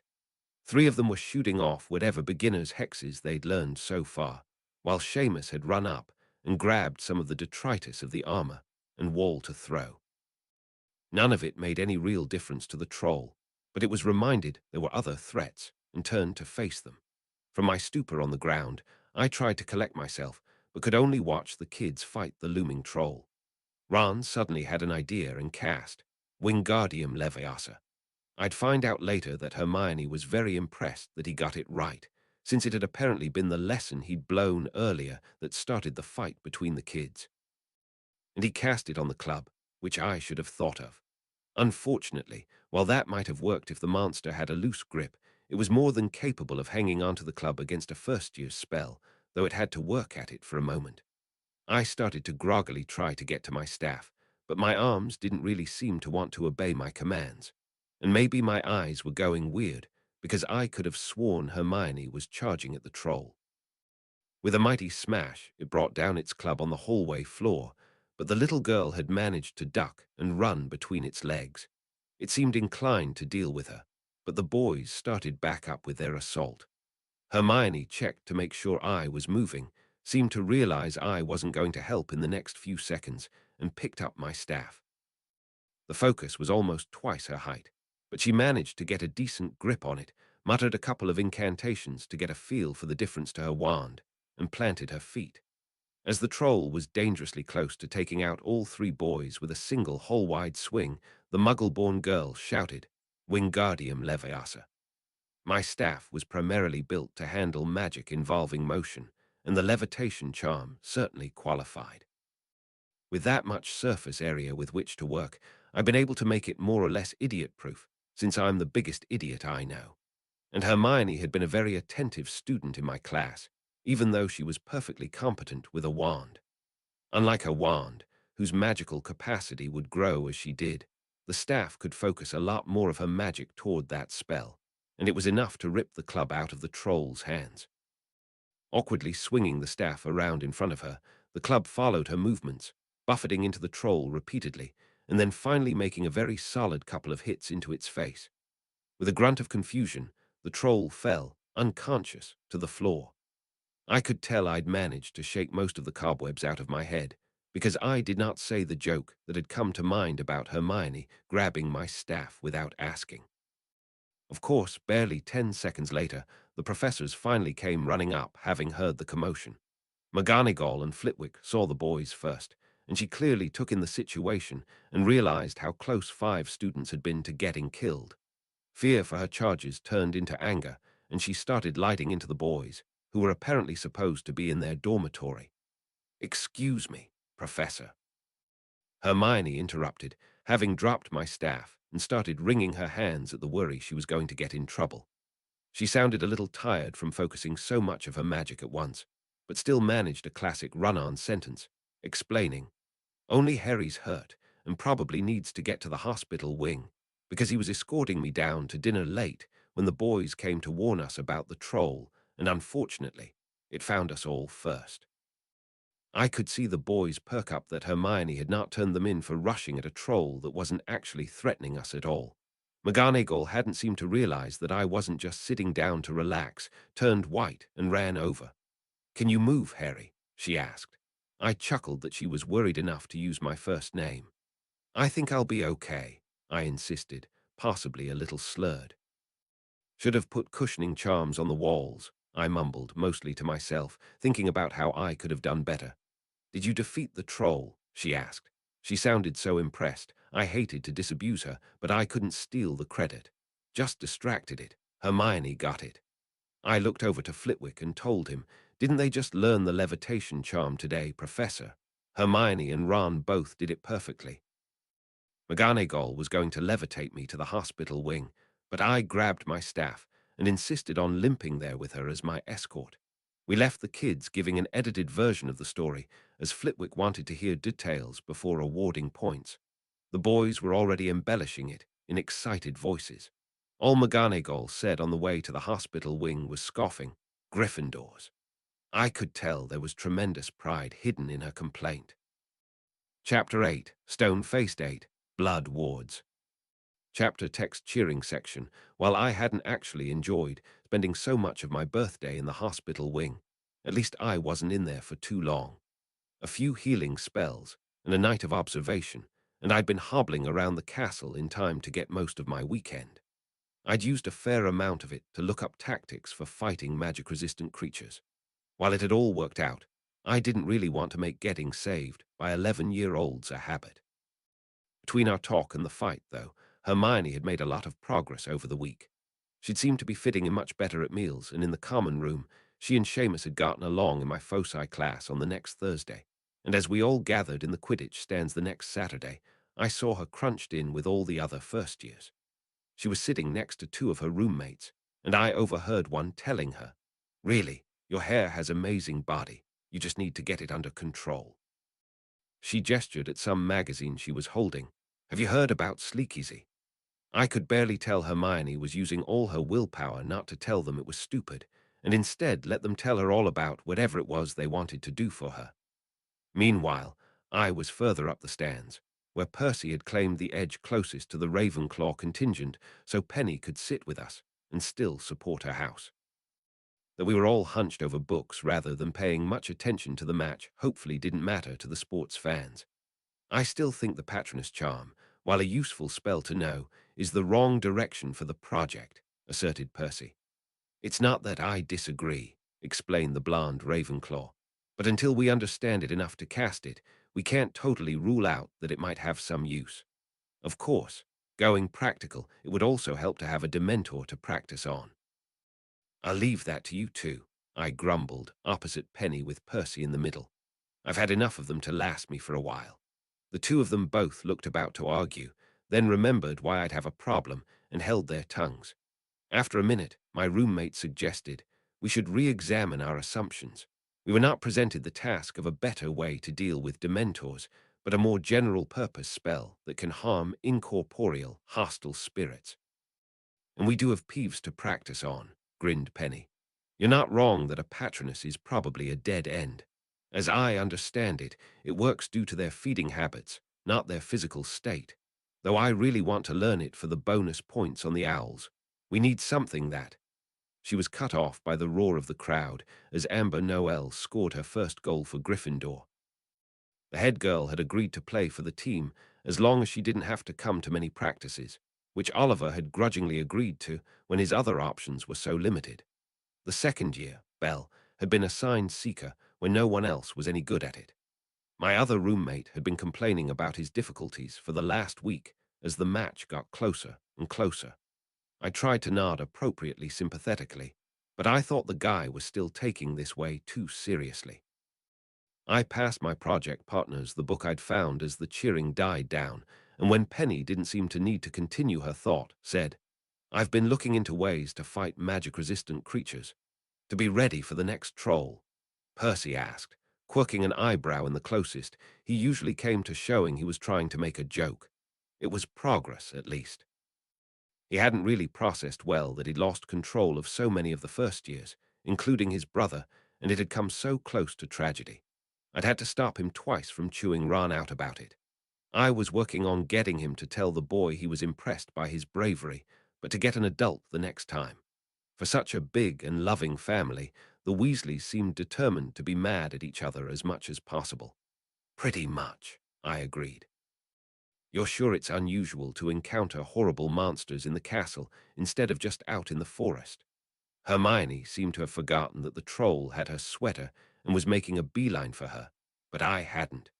Maybe it just found it discarded somewhere, but I thought it was more likely that someone had brought it into the castle and put it on the scent. But who would even want to murder a first year with no political connections? Nobody took me up on my barb, but after a moment of flipping through the book, Penny suggested, "That's a thought. Maybe we can look at the concepts of magic resistance and incorporeality in general." Picking up on what she was saying, Percy excitedly added, "Brilliant. What is it about troll skin that causes it to resist magic? Why does magic energy have such a hard time making contact with a spectral form?" Loud booing suddenly rocked our side of the stands, followed by cheering from the other, as the twins' friend Lee announced, and Flint with a blatant foul of Spinnet to take the quaffle and score a goal. But Madam Hooch didn't see it, so it doesn't count, I guess. With the Slytherin stands cheering, I looked over and noticed Draco Malfoy sitting between his parents, who I'd seen before at the train. They seemed to be looking my way, and Draco talked and gestured toward me as their stands settled down. Maybe what I'd noticed was that I was being talked about. I made eye contact across the pitch and waved at the family. I'd kind of meant it sarcastically, in a "it's not polite to talk about people" way, but Draco waved back, and his father nodded. The game eventually ended close on goals, but the Slytherin's much older seeker outracing Belle on her first attempt at the job. I still couldn't figure out why an entire sport hinged so much on one team member, but I was still making appropriately consoling noises to Oliver the next morning at breakfast when a large and important-looking owl dropped off a fancy-looking letter for me. "Mr. Dresden, my son suggested I might have some information you'd be interested in. I have my own curiosity about you, and would be pleased to invite you to a lunch conversation at your next Hogsmeade weekend. Noon at the Three Broomsticks." Lucius Malfoy Oliver, who I'd thought was distracted by his latest recounting of Flint's unpunished foul, was instead reading over my shoulder. "Be careful with that one," he said, a little too loudly. "The Malfoys are too rich and too dangerous." I shrugged. I mentioned to Draco that my mother was in his house, and he thought his parents might be able to tell me something about her. Percy, tagged into the conversation by Oliver's sharing it with everyone nearby, leaned across the table to read the letter upside down. Still not having given up his head for politics, he argued, "Malfoy is a powerful patron if one is willing to play Quidditch, as they say." Of course, the Weasley prefect made air quotes with his fingers. "He has the ear of the minister and the school board, and those are just what everyone knows about." "And he was a Death Eater," Oliver added, matter-of-factly. The redhead looked about to argue, but then nodded to concede the point. Legally, he was found to have been under the Imperious Curse, but admittedly, his voice is prominent one for the purebloods, and my father believes he bought his way out of scrutiny. He paused to fix me with a glare. Yet, a wealthy patron is sometimes worth a bit of moral equivocation for those without abundant means. Basically Nazis, though, right? Buted in Denbright, one of the sixth-year boys sitting nearby. I assumed he wasn't a pureblood himself. It was interesting to see that most of the nearby purebloods didn't seem to even know what a Nazi was. Percy, at least, seemed to get it, because he admitted, "I do find it interesting that he has an interest in a half-blood. Again, according to my father, he has called my family blood traitors. I thought he tried to associate only with other politically aligned purebloods. More reason to find out why he's so willing to talk to me," I argued. I wasn't exactly going to explain that my godmother was his sister-in-law, and that probably went a long way. Just be careful, suggested Oliver. We'll set up in the inn ourselves, so we can help if you get into trouble. While I was worried that brash friends that were waiting to start an argument were more likely to get me into trouble, I appreciated the sentiment. Sounds good to me. Deliberately changing the subject, I asked, now explain to me again why the scores didn't pull apart like they were supposed to before the snitch showed up. Blood politics. Did you know the Muggle government of Britain employs over 100,000 officers of the law? I wasn't sure I'd precisely invited the platinum blonde-haired man onto this topic, but he obviously enjoyed it. About the same again in the military. Their population is approximately 1,000 times ours, so if we needed policing in the same numbers, we'd need over 100 auras. Perhaps 200 if you consider them our army as well. He paused to take a sip of his wine, waiting for me to prompt him. I'm guessing there are significantly fewer, I said, just to keep this from drawing out. Indeed. Only a tad over 50 at last count, with a few retirees that can be called in for emergencies. Lucius Malfoy clearly thought this was a slam-dunk condemnation of something. I thought about it from his point of view as someone very involved in the ministry. But I also knew that the majority of wizards tried to stay out of the way of the ministry. What about crimes against muggles that go unreported? Maybe wizarding criminals are just picking easier targets. It's not like muggle criminals have a whole giant population of their own outsiders to steal from. A slight glimmer in his eyes, like I'd caught the man out. Then he turned it back to his own purposes. And yet, with this whole population of opportunity, so many Muggle-born turn their attention to trying to make changes to the wizarding world. It might have something to do with having to spend at least 5 years of their lives immersed in wizarding culture, or they'll have their magic bound, I argued.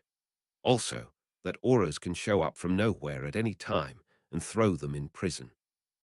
I suspect most Muggle-born would be happy to ignore the wizarding world if it would ignore them. I wasn't exactly getting agitated, but after we'd finished an admittedly nice lunch in a private room, all of which he'd paid for, it seemed like Malfoy had started trying to recruit me or something. Rather than him changing the subject again, I tried to focus on what he'd been getting at. But are you saying that you don't have a problem with Muggles? You just wish they'd leave you alone?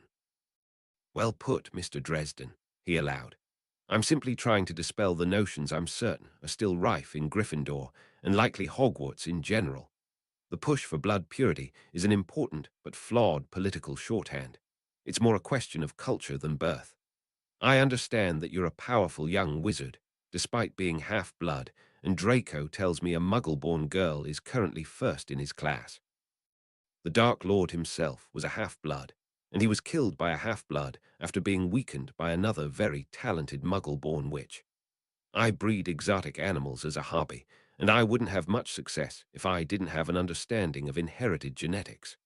Clearly, while two magical parents are more likely to breed true, once the recessive magical trait appears in any child, parentage doesn't seem to have much effect on total power. Unfortunately, the majority of traditional wizards don't have quite the same understanding of the sciences. They rally around being pureblood, thinking it assures power instead of just being a signifier of a shared cultural heritage. No, the problem with Muggle-born and Muggle-raised is not the capacity for magic. It's their capacity to understand our culture. Right. The guy that wouldn't have looked at all out of place in an SS uniform was claiming he wasn't racist. He just found a bunch of racists to be a really useful voting base. Between the years, in a Chicago orphanage, seeing how my non-white peers were treated, and then the not-so-warm welcome certain people in Britain had given me as a half-blood, I wasn't exactly willing to give him much credit for his tap dancing. But he still hadn't actually told me anything about my mother, so I managed to not just tell him how full of shit he was. Instead, I asked, did my mother fit in? I don't think McGregor is a pureblood family name. A half-blood, he allowed, with a slight smirk for me trying to force the conversation to what he'd invited me for. But that makes my point exactly. She was a year ahead of me in Slytherin, so I had ample opportunity to observe her. Rather than railing against wizarding tradition, as many Muggle-born and half-bloods do, she sought to grow within them. I think you will find that the non-purebloods who have problems in our society are precisely the ones that bring in radical Muggle ideas and expect our world to accommodate them. Those that decide to embrace their magic and the culture that entails fit in so fully that only telltale last names would let a casual observer tell a difference from long-established families. Someone willing to get along with conservative wizarding values didn't sound like what Hagrid had told me about my mother. I heard she actually upset several of the professors, left school early because she was pushy and wouldn't accept things that were meant to be secret.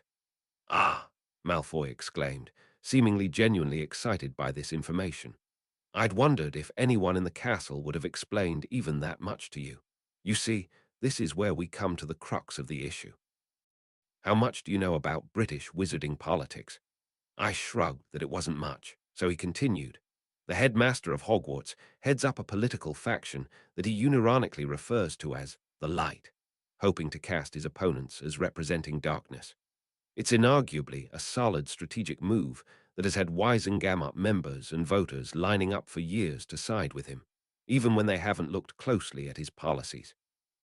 Your mother was more allied with a different political faction, one of whose tenets is that arbitrarily limiting magic study is terrible for innovation.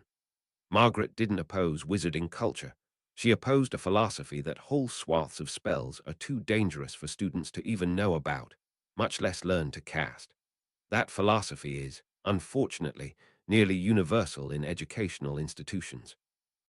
He paused for a beat, then added, I suspect it has to do with seeing too many inadequate students and fearing that allowing permissions to the brightest of students would soon have incompetents casting unforgivables in the hallways.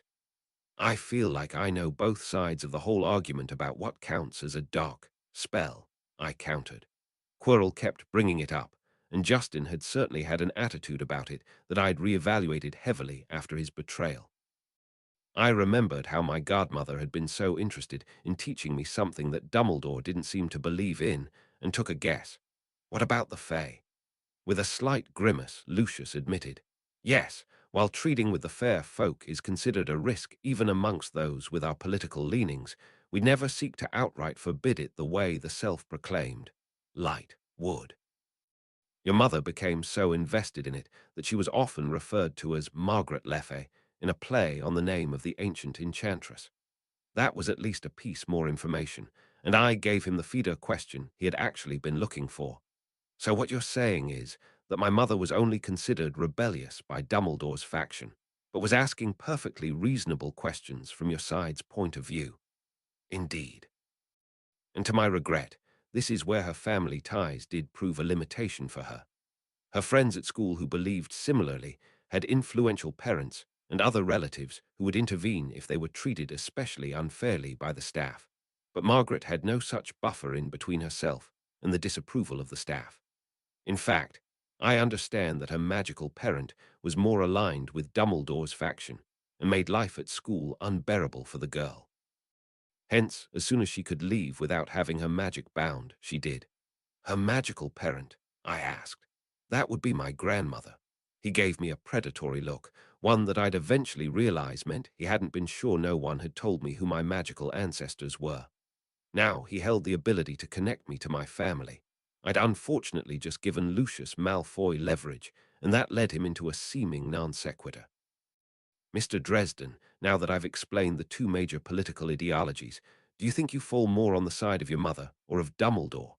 Another thing I realized later was that this was a sales pitch to get me agree to being on his side. I wouldn't have taken him up on it if I'd realized, but my gut response was just, honestly, I don't give a damn about British wizarding politics. I'm heading back to America sooner or later, hopefully sooner. It was hard to figure out what he thought about that, but he'd probably take neutrality over protesting that I was solidly allied with his opponents. Fair enough, Mr. Dresden. I so rarely get the opportunity to deal with wizards who have such good reason for being disinterested in politics. I'll think on whether I can provide assistance getting you back to your father's homeland. He began to stand, so I realized I was being dismissed with only a tiny amount of information about my mother, but at least I got a free lunch out of the deal. I hated politicians. Trying not to sound too annoyed at his bait and switch to trying to recruit me, I managed. I appreciate the consideration, and thank you for lunch. Think nothing of it, Mr. Dresden, he said as he made his way from the room, still seeming to be unsure of how to handle me in the future. Circles within circles, I had not expected him to make a full recruitment pitch right from the start, admitted Percy, after I'd finished summarizing my conversation with Malfoy.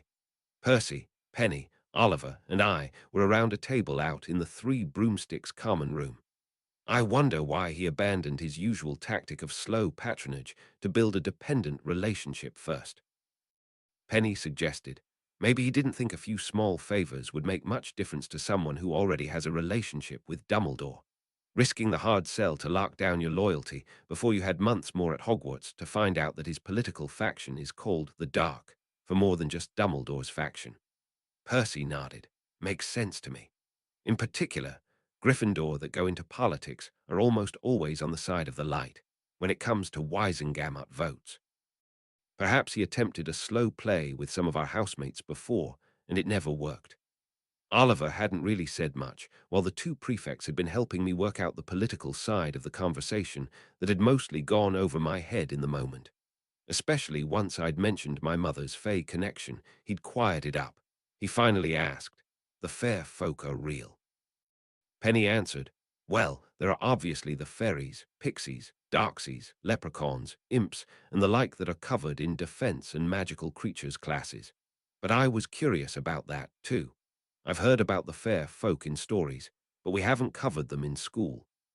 I considered how to explain, since I'd left out any mention of my godmother to the three, including when summarizing my conversation with Lucius.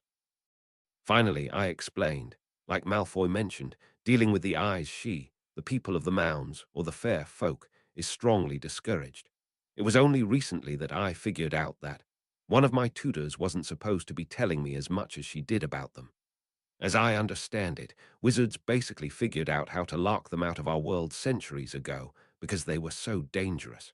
The tiniest ones, like the fairies, can still slip through. A bunch of magical creatures are actually native to the lands of the Fae as well. But there's always a worry that wizards will figure out how to contact the more powerful ones. They really like to make deals that usually wind up being way worse for you than you think. And contacting them in that way might make it possible for them to slip through as well. Or at least they'll trick you into doing something bad for humans as you're part of the deal. So they don't teach us about them because the fewer people that know, the fewer that can risk letting them back into our world, asked the Ravenclaw prefect, clearly annoyed. I can see why your mother didn't agree with that. Security through obscurity never works. Percy asked, how sure are you that this is real and not some folklore your tutor sold you on? If it's fake, it's not just his tutor that believed it, Oliver interjected. My mother seemed to believe something similar. I thought it was folklore too, but it would make sense. There's even a fairy mound right outside of Hogsmeade she showed me a few times. Really? Asked Penny, excited. Then as proper empiricists, we should go take a look. Percy didn't exactly seem sold, but he was never going to pass up a chance to go take a long walk with Penny, so the four of us left the inn and headed in the way Oliver suggested. If I remember it right, it's a left off the road as soon as you can see the Shrieking Shack.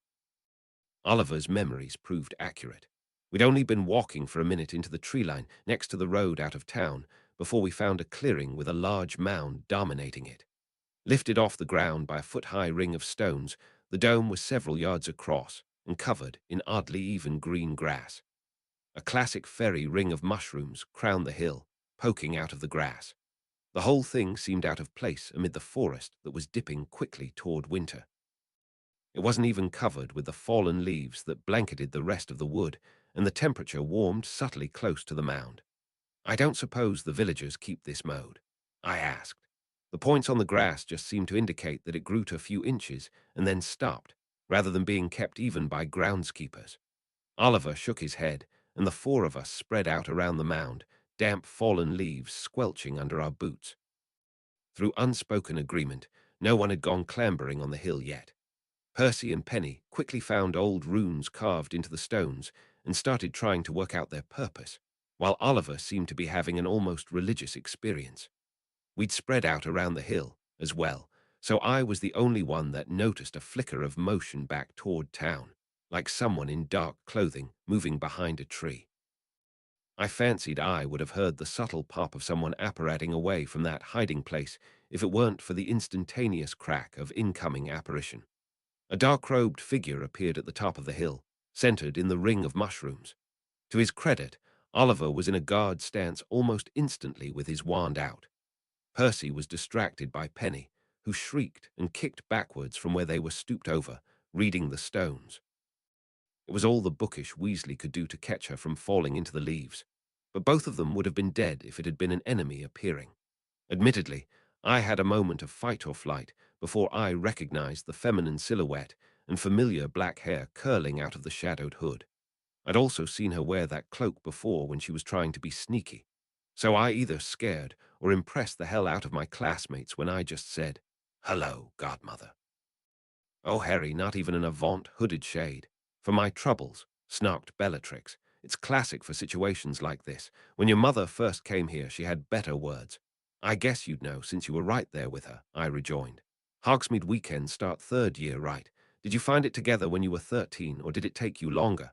"Lucius wouldn't have told you," she whined, her voice pitching into the annoying baby talk she sometimes did. "Could it be yearbooks?" I gave her a slight nod to admit how she'd been found out.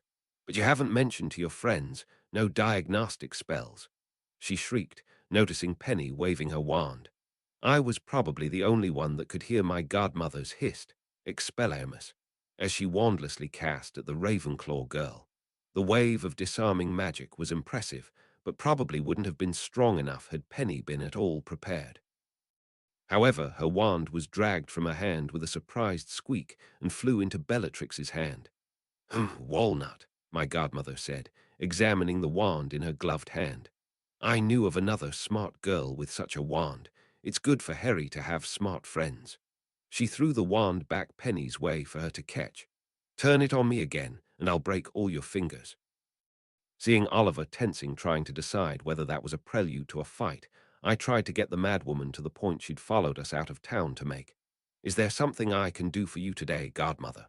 Since you're not trailing Lucius but you're here, I assume he mentioned your mother's interest in the Fae but did not secure your allegiance." I nodded, and she giggled madly. "He fancies himself a better salesman than he is. Let's have a lesson, since you've made the trip then." Over her shoulder, careful to not reveal her face from within the depths of her hood, she snapped out, "Smart girl, how does magical translocation work?" "Well," Penny began, then frowned, "I don't think I've ever seen the theory explained. Maybe they don't teach the theory until they teach us to apparate." "You don't find that suspicious?" Bellatrix asked in a slight sing-song. "Harry's mother certainly did. Harry, can you work it out?" I thought I saw where she was going with this. "Does it use the Never Never somehow? I know the fairy realm doesn't map directly to ours." "Exactly. Oh, you're a student at Hogwarts now. 10 points to Gryffindor. I never thought I'd be saying that." The others had started to drop their guard as the cloaked madwoman on the hill seemed to be giving a lesson instead of attacking them. Little did they realize how quickly she could turn a lecture into an attack. But for now, she continued to explain. Before they raised the wall between the worlds, wizards would tear gates into the Never Never and walk the ways within. Much faster than even riding, if you could figure out correspondences between points. These old hill forts are called raths, and they were bound with ancient spells to be stable connections between here and there. It also made it easier to open a way. They used to be all over, a travel network nearly 2 millennia before the flu. She turned slowly away from me to take in the others, who were having just the weirdest but most engaging history lesson they'd ever had at Hogwarts. The two prefects were wrapped from the lecture, while Oliver still seemed to think she was some fairy creature and not just a dangerously deranged dark witch. Percy couldn't help but contribute to a classroom discussion, even if the classroom was a fairy mound in the middle of the woods. The veil. It blocks travel into this other world but retains the magic of these ways. Bellatrix giggled. "With the hair it must be a Weasley. Those aren't usually so sharp. Be careful you make sure he only cuts the ones you want him to cut, Harry. But yes, you've gotten it. They didn't just wall off the Never Never, they made sure that it could serve as a road as well. Apparition, portkeys, the flu, all of it is just tapping into a much bigger spell and letting you use the ways without even knowing where they go. And if that wall came tumbling down, No more teleporting witches and wizards. That pronouncement was threatening enough that it stopped several questions that Percy and Penny were clearly winding up to ask. She finally stopped her slow turning to fix me with a very pointed stare. But until that happens, wraths still make an excellent apparition point for going long distances. And with that last piece of advice, she proved it by apparating away. Detained, fortunately, everyone had seemed to accept my explanation that my godmother was a crazy and powerful witch who'd apparently been friends with my mother, and that her lessons were often hard to follow and painful. All of this was true, but what I danced around was that I knew who she was.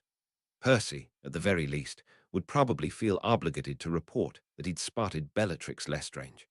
I wasn't ready to get caught in between whatever agenda she had and Dumbledore. Plus, her continued patronage was dangerous, but likely necessary. I became especially convinced of this by the second weekend of December, when McGonagall had posted a sign-up sheet in the Gryffindor common room. It was a list to fill in for everyone staying at Hogwarts over the winter break. I'd planned on just ignoring it and seeing if they'd let me get on the train to London. She caught my eye across the common room, and I wandered over. "Mr. Dresden, I've gone ahead and added your name to the sheet," she explained. "Why?" I asked, not thinking of anything else to say, then covering with, "I was planning to visit with friends over the break." I actually wasn't, not having anyone I trusted to let me out to accomplish what I needed to, but it seemed like a vague enough excuse.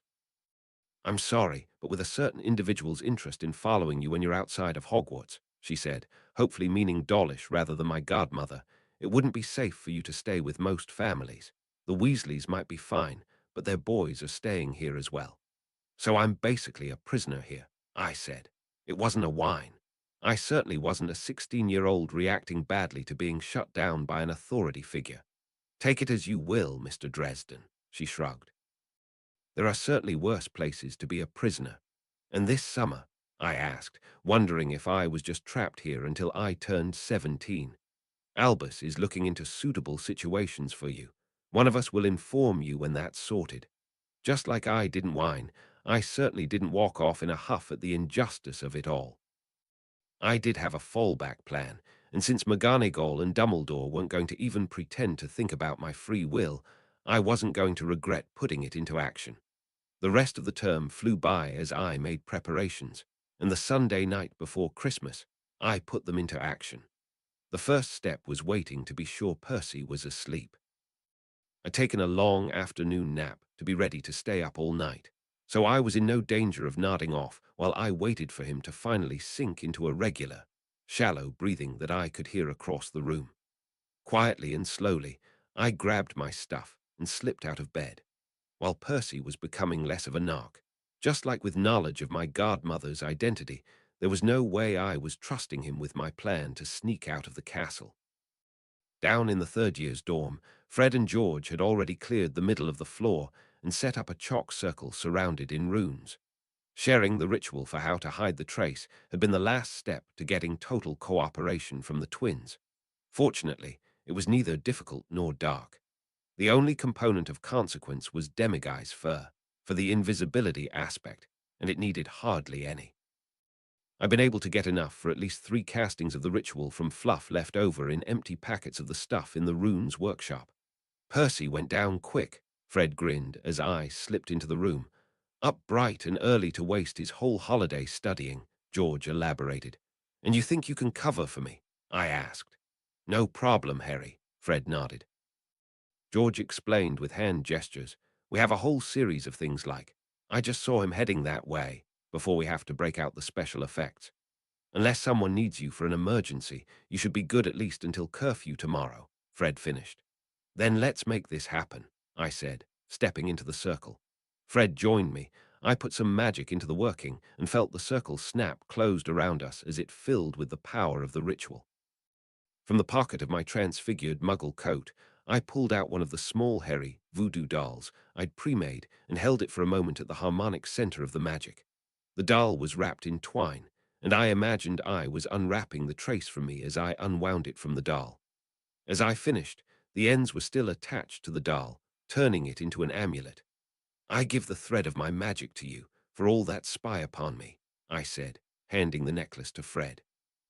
"I will stand between you and the Watchers," responded Fred, taking it and hanging it around his own neck. Feeling the magic was fully charged, I used a toe to break the circle and sensed the power wash out. I felt slightly weaker, some of my magic left in the doll to stand in for me against the trace. As far as the ministry was concerned, the doll was now me, and Fred's spells would register as mine, while mine didn't register at all. Unfortunately, the ritual was kind of vague about how long it would last. More time, more magic, and more distance would risk ending the effect early, which is why I'd made extra. But I hoped I wouldn't need to use them. George quickly cast a cleaning charm to remove the circle, and the three of us slipped down into the common room. He pulled out a ratty old sheet of parchment I'd sometimes seen them with, and was regarding it carefully. After a minute he said, "Looks safe. Clear between here and the passage if you go now. Good luck, Harry." "Thanks, guys," I said. I didn't say, "See you tomorrow," because I didn't want to be a liar. I made it to the statue of the one-eyed witch the twins had showed me by the defense classroom, gave it a tap and the password, and was about to slide down the hole that opened when a quiet meow stopped me. "I just have to run some errands, missus," I told the cat. She cocked her head to the side, then head-butted my leg so I would give her some scratches. "I'll see you later," I assured her, but I wasn't sure if she believed me. As I slipped into the claustrophobic secret passage and the statue closed up, I thought I heard her make a sad meow. Getting outside the school wards was actually a pretty big undertaking in a small, dark tunnel, particularly when I didn't want to waste magic on a light charm. I'd walked this with the twins earlier to make sure it was clear, and I listened as I walked to make sure nothing else was in the tunnel with me. While I tripped a couple of times and hit my head on the low ceiling once, I otherwise reached the end safely. I felt it when I crossed the Hogwarts wards into Hogsmeade, and I could have just apparated from there, but Bellatrix had made a good point about the wrath. So I lurked underneath the trap door at the end of the tunnel for several minutes, listening to make sure the shop above was quiet. Then I carefully opened the passage and slipped into the chocolate shop and out the nearby back door. Fortunately, it was easy to open from the inside. After dark in late December in North Scotland was obnoxiously cold, damp, and windy. Hopefully, no one was watching the outside. In case they were, I tried to move like just someone trying to get across the town, even though my inclination was to creep. In this weather, someone being sneaky would stand out more than someone walking briskly as if trying to get out of the cold. The moon was not far past full, so there was still enough light for me to find my way to the Wrath, particularly after spending so long in a pitch-black tunnel. I heard a few things moving around in the underbrush of the woods, but even magical beasts would think twice about hunting on a night like this one, so I reached the mound without incident. I half expected Bellatrix to be waiting for me there, but she'd likely just been tagging along with Lucius rather than having any kind of sixth sense about my plans. When I'd last apparated, I had splinched the hell out of myself, and I was still a little scared of it. But that was probably the worst situation to try it. I'd built my staff so it could help, and if Bellatrix was to be believed, the wrath would give me a huge boost to going long distances safely. Taking in a breath and hoping it wasn't my last, I deliberately determined my destination, turned in place, and disappeared. Chapter 9, Stone-Face 9, Truancy Officer. Chapter text, Dead Letters. After an eternal moment of being squeezed through an infinitely thin straw, I returned to reality with the sound of my apparition pop echoing back to me in the moonlit twilight. I wasn't exactly sure where I was, other than outside at night, but I wasn't in agonizing pain, so I'd probably done something right. A quick going over seemed to indicate that I hadn't splinched myself this time, and all extremities were present and accounted for. Immediate worries handled, I realized I was standing on a hill in the middle of a park. Kids' swings and seesaws spread out across a play area at the base of the hill. This wasn't exactly where I meant to show up, and the weird way the moonlight hit the hill at a slightly different angle than the rest of the lawn nearby made me figure it was another wrath. Downside, I didn't know where I was. Upside, I didn't feel exhausted after hopefully apparating all the way across Britain. I could see city lights twinkling in all directions, and some on taller buildings in one direction that I hoped was London's skyline. Not seeing anyone immediately nearby, I walked down the hill and out of the park into what turned out to be a residential street, row houses with no yards close to either side. It looked vaguely familiar and was well lit enough under streetlights, but I couldn't get my bearings. I'd walked a few blocks in the cold before I hit a corner grocery that was open late, and my very first step was buying a whole case of Coke and some old-fashioned non-wizarding snacks. While I was checking out, I asked the guy, "Is there a big post office around here?" "Yeah, mate, about half a mile down that way." The cashier pointed exactly the direction I'd already walked most of that distance from. "Hang a right just past the train tracks past the park, but it's closed." "Be closed this late, even tea weren't Sunday." "Thanks, just checking for tomorrow, held packages." "Good luck," he chucked. "Right mess it is, try and get your Christmas packages in this close to the day. Least the weather's not too bad." "That's something, at least," I nodded. "Merry Christmas." "Happy Christmas to you too, mate. Nice walking stick, by the way." "Thanks," I told him, hoping it didn't draw too much attention. The rest of my gear was concealable for the most part, but my skills at extension charms weren't quite up to hiding my staff. They did make me a nice little bag of holding, though. I snagged a can of Coke from the case and slid the rest and my snacks into my belt pouch as soon as I was out of sight. The bag was essential for transporting the gear I was picking up, but it was damned useful for carrying 10 pounds of cola without getting tired. After months of having to get by on water, tea, and sometimes trying to stomach pumpkin juice, a fresh can of cola was basically bliss. If I'd had more muggle money and more space in my bag, I'd have bought out the whole stock. I wondered if I could safely run duplication spells on soft drinks, or whether it was enough like food that Gamp's laws would stop me. Enjoying my drink as I retraced my steps down the block, I passed where I'd appeared at the park, walked over a bridge with train tracks below, and shortly hung a right around the graveyard that had been my planned destination. Fair enough. I wondered what would have happened if there hadn't been a wrath so close by. Would I have been relocated way out of the way? It probably was for the best that I'd missed, since I noticed some kids hanging out in the graveyard, a boom box going, and what sounded like loud pre-Christmas debauchery going on. Having figured out where I was, it wasn't much more of a hike toward the big mail distribution center I'd found a few months back out exploring with Elaine. If the guy at the desk had been telling me the truth, this was the main post office hub for the whole west of London, including where we'd been staying. Big warehouses loomed out of the night, lit by streetlights to guide shipping trucks to the terminals. A few passed by as I walked, but I was hoping that being late evening on a Sunday would counter being during the Christmas rush. This would have been easier if I could have gotten here any other Sunday in the past few months. I had pulled the hood of my transfigured jacket low, just in case there were cameras, and gave a quiet magical shove to get the turnstile gate to let me in even though it was after closing. Were basically no cars in the lot, which was promising, and I went around the building rather than trying the front door. It was actually reasonably warm in the city, especially compared to North Scotland, but a gust of wind as I walked around the long, unadorned building chilled me. Or maybe it was the feeling like I was being followed. Anxious to get indoors, I tapped the handle of the side door with the oversized skeleton key I'd found in Filch's pile of contraband and whispered, "Alohomora." The unlocking charm easily let me inside, and I found myself in a somewhat dingy hallway, the smell of oil, paper, and cigarettes heavy in the air. It was shockingly dark inside, compared to the well-lit parking lot outside. Not wanting to waste magic, I fumbled around and eventually found some switches that turned on lights in the hallway. Carts of half-sorted packages and letters were tucked against the wall, and windows looked out onto sorting floors. Fortunately, like any good bureaucracy, signs were at every intersection, giving a vague idea of what was in each direction, and it didn't take me too long to make it to the dead letter room. I hadn't left Justin's burning house as empty-handed as I'd been in Azkaban. Knowing full well that auras might show up for the blaze, I'd managed to save out a package, put my essentials into it, address it unintelligibly and with insufficient postage, and squeeze it into a postal pickup bin, assuming the auras had looked for anything I'd hidden between the house and where they caught me. They'd missed the completely muggle method of hiding it.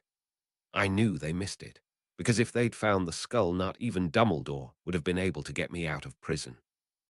Looking out over the large room lit only with light from the door and some moonlight leaking in from skylights, I visualized the box, waved my staff, and chanted, "A Keo package." I was thrilled when I felt the magic catch and heard a couple other boxes clatter to the floor as mine raced off a shelf to fly into my hands. All stamped up with the process of making its way here, I was glad that it hadn't gotten disposed of. If I'd had to wait until summer to get it, it probably would have been. Popping open the package, I found it still contained what I expected. A few of Justin's rare books and scrolls I'd snagged for my godmother, a small bag of the keepsakes I had left from my parents, including my mother's amulet, and wrapped in a few sweatshirts that still smelled faintly of burning house, a bleached white human skull. I happily pulled the silver amulet over my head, shoved the books, keepsakes, and shirts in my pouch, and said, "Hey, Bob."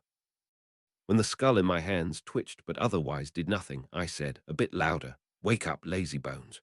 Points of orange like candle flames appeared in the skull's eye sockets, and it stretched its jawbone as if yawning before saying, "Oh, hey, Harry, how long has it been?" "Nearly 5 months, sorry," I told him. "They arrested me, then made me go to Hogwarts. First time I could get away." He made a sniffing noise. Since he didn't exactly have a sense of smell, I figured that was his cue for using his magic senses on me. "Something weird is going on with your aura. My godmother gave me a ritual to put off the trace temporarily, had to use it to get down here. One of the jerk auras is trying to prove I'm a killer," I explained. It's about used up. Be careful." Barb's flames flickered as if looking around. Post office in the middle of the night, huh? Think you could summon me some reading material?" Bob wasn't really a skull. It was just a housing for a spirit of intellect. For some reason, of all the other things in the universe he could fixate on, his biggest obsession was profoundly weird. "Shouldn't be a big deal for your ritual. You've got juice in the tank for it." Grumbling, but knowing this was the best way to make him useful for a while, I visualized the kind of thing I was looking for and said, "A Keo porn." Several magazines tastefully wrapped in nondescript brown paper flew out of the dead letter office. I shucked off the wrappers and showed him. "That's the stuff," chuckled the skull, regarding the gentleman's magazines. "So you're in school. We going back there?" "Wasn't planning on it," I admitted.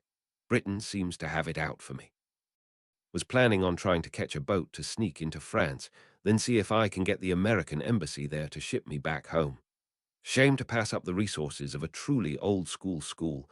Looks like you've been able to pick up new accoutrements. I'd love to take a crack at their library.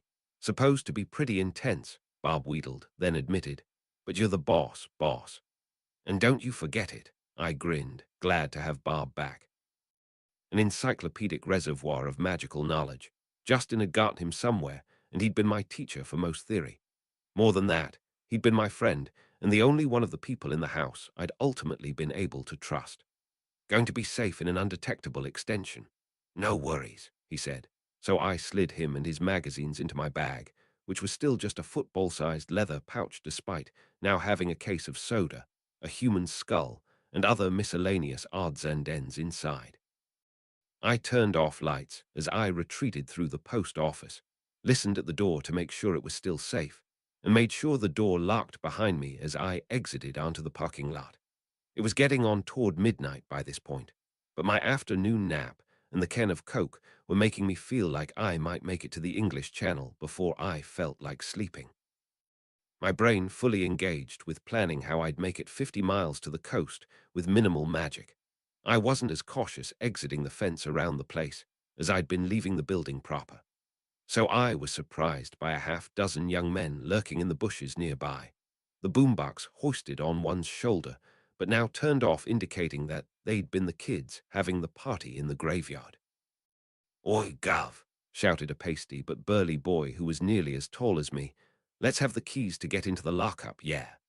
The unexpected downsides of crime, what I probably should have done was just apparate away. That time of night, with that type of eyewitness, nobody would notice.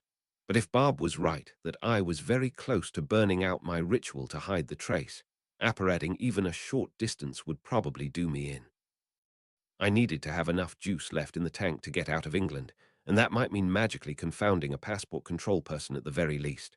So, like an idiot, I decided I'd try to deal with the problem without magic. And since I was being dumb, I tried out acting dumb. What? Seen you go in the building, didn't we? Insisted the large leader of the group of punks. They didn't look much older than me, kids without sufficient parental supervision. Much like myself, really. There's some lovely prezzies in there to find. So hand over. Even if I'd been the kind of person to just let a group of wannabe criminals go nuts stealing other people's Christmas presents, I honestly didn't want to waste the magic opening back up, and I didn't even have any fake keys to throw them to try to get away while they tried. Next tactic lying. I mean, I was just dropping off some sandwiches for my dad and the other night guard, so if you want to knock, they could let you in. By this point, the 6 of them had spread out around me, trying to cut off any means of escape. I had even the biggest one on stride length, but I wasn't exactly in good enough shape to be sure I could beat them at a half-mile sprint back to civilization. I really needed to take up running one of these days. The leader scoffed. Only night guard I ever seen in there is black, gov. Pull the other. Adopted. I shrugged, sizing up the kids around me. At least compared to back home in America, I didn't have to worry much that anyone had a gun, but knives can be just as bad if the wielder is crazy and close. And at least half of them were small and rattish enough that I'd put my money on me in a fight, and that they'd break if I could take down the bigger ones. Unfortunately, that left the bigger ones. Only asking one more time, gov, the leader growled, approaching within 10 feet of me. I'd stepped out into the road so I wasn't backed against the fence, and they hadn't managed to totally surround me. But it was coming, and it was time to seize the initiative. Magic and modern technology don't really mix. I don't know that anyone at Hogwarts understood Muggle technology and science enough to give a totally plausible explanation, but the most likely I'd heard was that it did something to screw up how electricity worked. Most Muggle-born eventually gave up on modern conveniences, because they'd be fine walking around, but doing magic in the house would inevitably blow out their air conditioner or lights. I, as has been noted, didn't have much in the way of magical finesse, and that meant I was particularly hard on electronics. I quietly hissed, Ventus, and subtly tilted my staff to cause a distracting chill breeze to roll across the group, with the center of my focus on the second biggest guy, carrying the boom box. It suddenly wailed with unexpected feedback right into the guy's ear, then popped and started to smoke. In the moment, everyone was distracted by the wind and the haunted portable stereo. I leaped forward and swung. Wizards of the past didn't just carry staves because they had a lot of room for runes, though that was a big factor, but also because they were multiple pounds of solid wood with reach. The leader had gotten close to try to threaten me, but not quite close enough to punch me. That happened to be exactly close enough for me to hit him.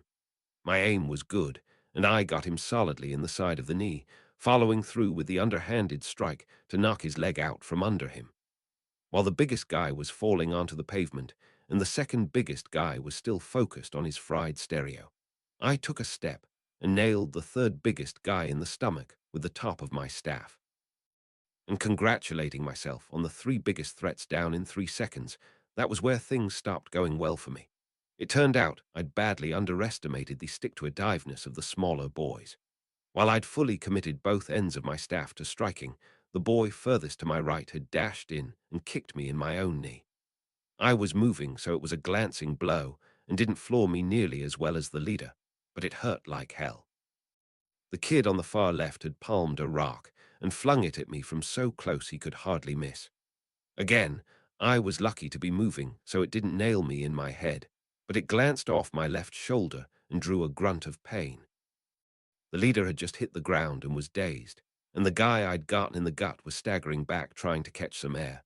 But the boy with the boombox finally got it through his dumb-looking brain that violence was happening, and that his expensive toy was probably now so much trash.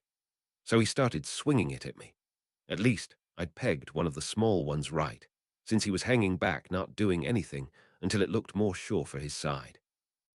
That left me backpedaling on a hurt knee, trying to avoid an oversized rectangle of metal and plastic swinging like my own personal pit and the pendulum, and trying to keep a guard up against the kids that had actually hit me. A couple swings with the staff forced back the one who'd kicked me, and I staggered in between him and the guy I'd gut-punched to put them in between me and my stereo-wielding assailant. Suddenly clear of the semicircle and pointed in the direction out, I tried just running, but my newly injured knee immediately let me know that I wouldn't get far that way. It also apparently looked weak enough to the gang member who'd been hanging back, and he made his own rush in to show how tough he was and took a swing. I managed to bring my staff around in a guard, and he squealed when his knuckles hit oak, but the sudden twist put even more pressure on my knee, and it shot little knives of pain up my leg. I turned and realized the leader and the other kid I'd hit were about to recover and looked pissed. The boombox guy was slowly switching from swinging to charging, and the three little ones were getting ready to flank me again. My surprise was wearing off, and I was about to get the shit kicked out of me. No choice but to risk magic. Waiting for my moment, I muttered, Depulso, Flipendo.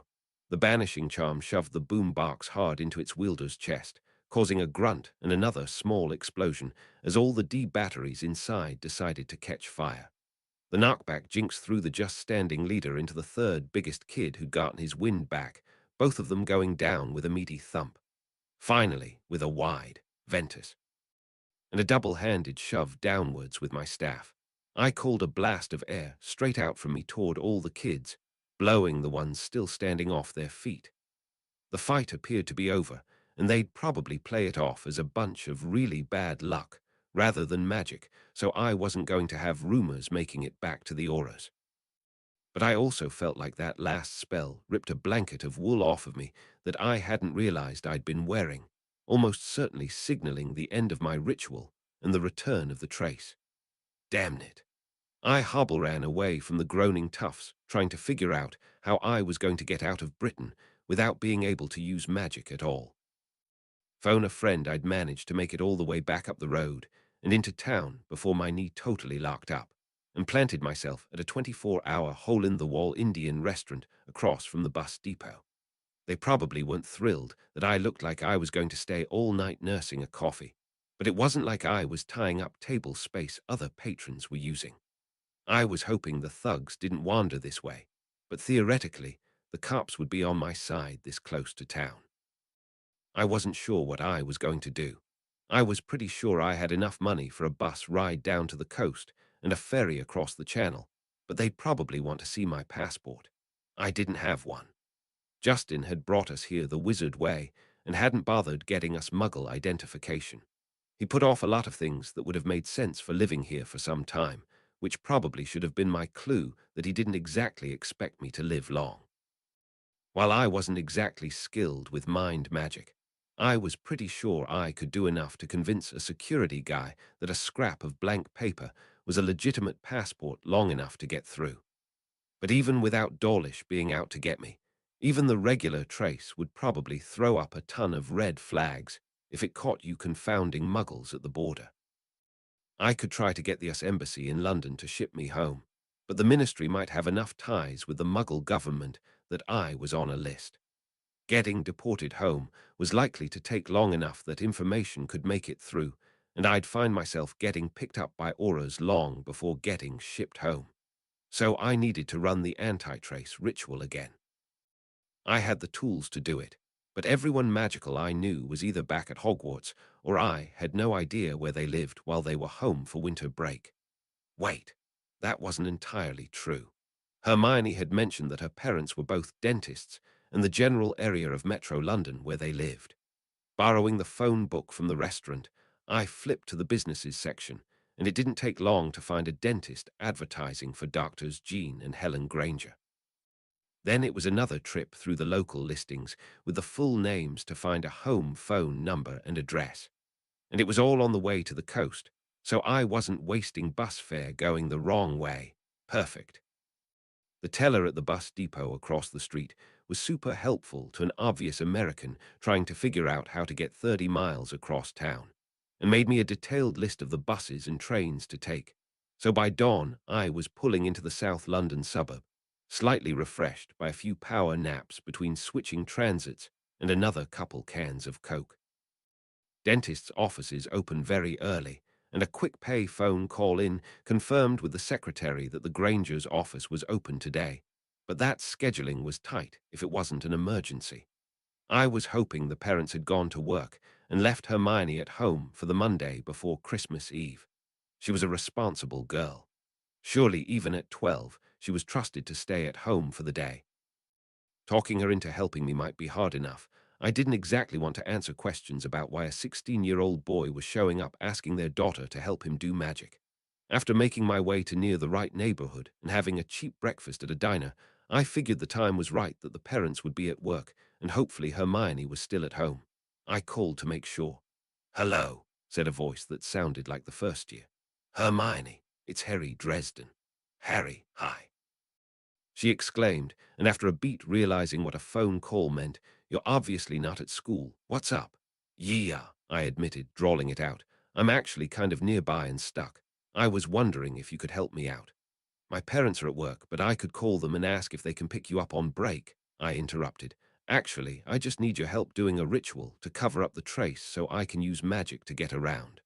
"Oh, I could basically hear the gears turning in her brain. "Did you sneak out of school, Harry?" "Little bit," I said. "I had to pick up some personal stuff, and they weren't willing to let me out for the holidays. But if you'd asked Professor McGonagall, who knows what she would have done. I know you chose to go to school here, but I'm basically stuck, and they never seem to care what I want to do," I sighed. "I'm basically an adult and used to doing stuff on my own, but they're only used to dealing with kids so they don't see it." She was quiet for a few seconds and then said, "Okay, I guess. But I want to know what this ritual is. You have the address." "Yeah, I can be over in about half an hour." "See you then." She hung up, not totally sounding convinced that this was a good idea.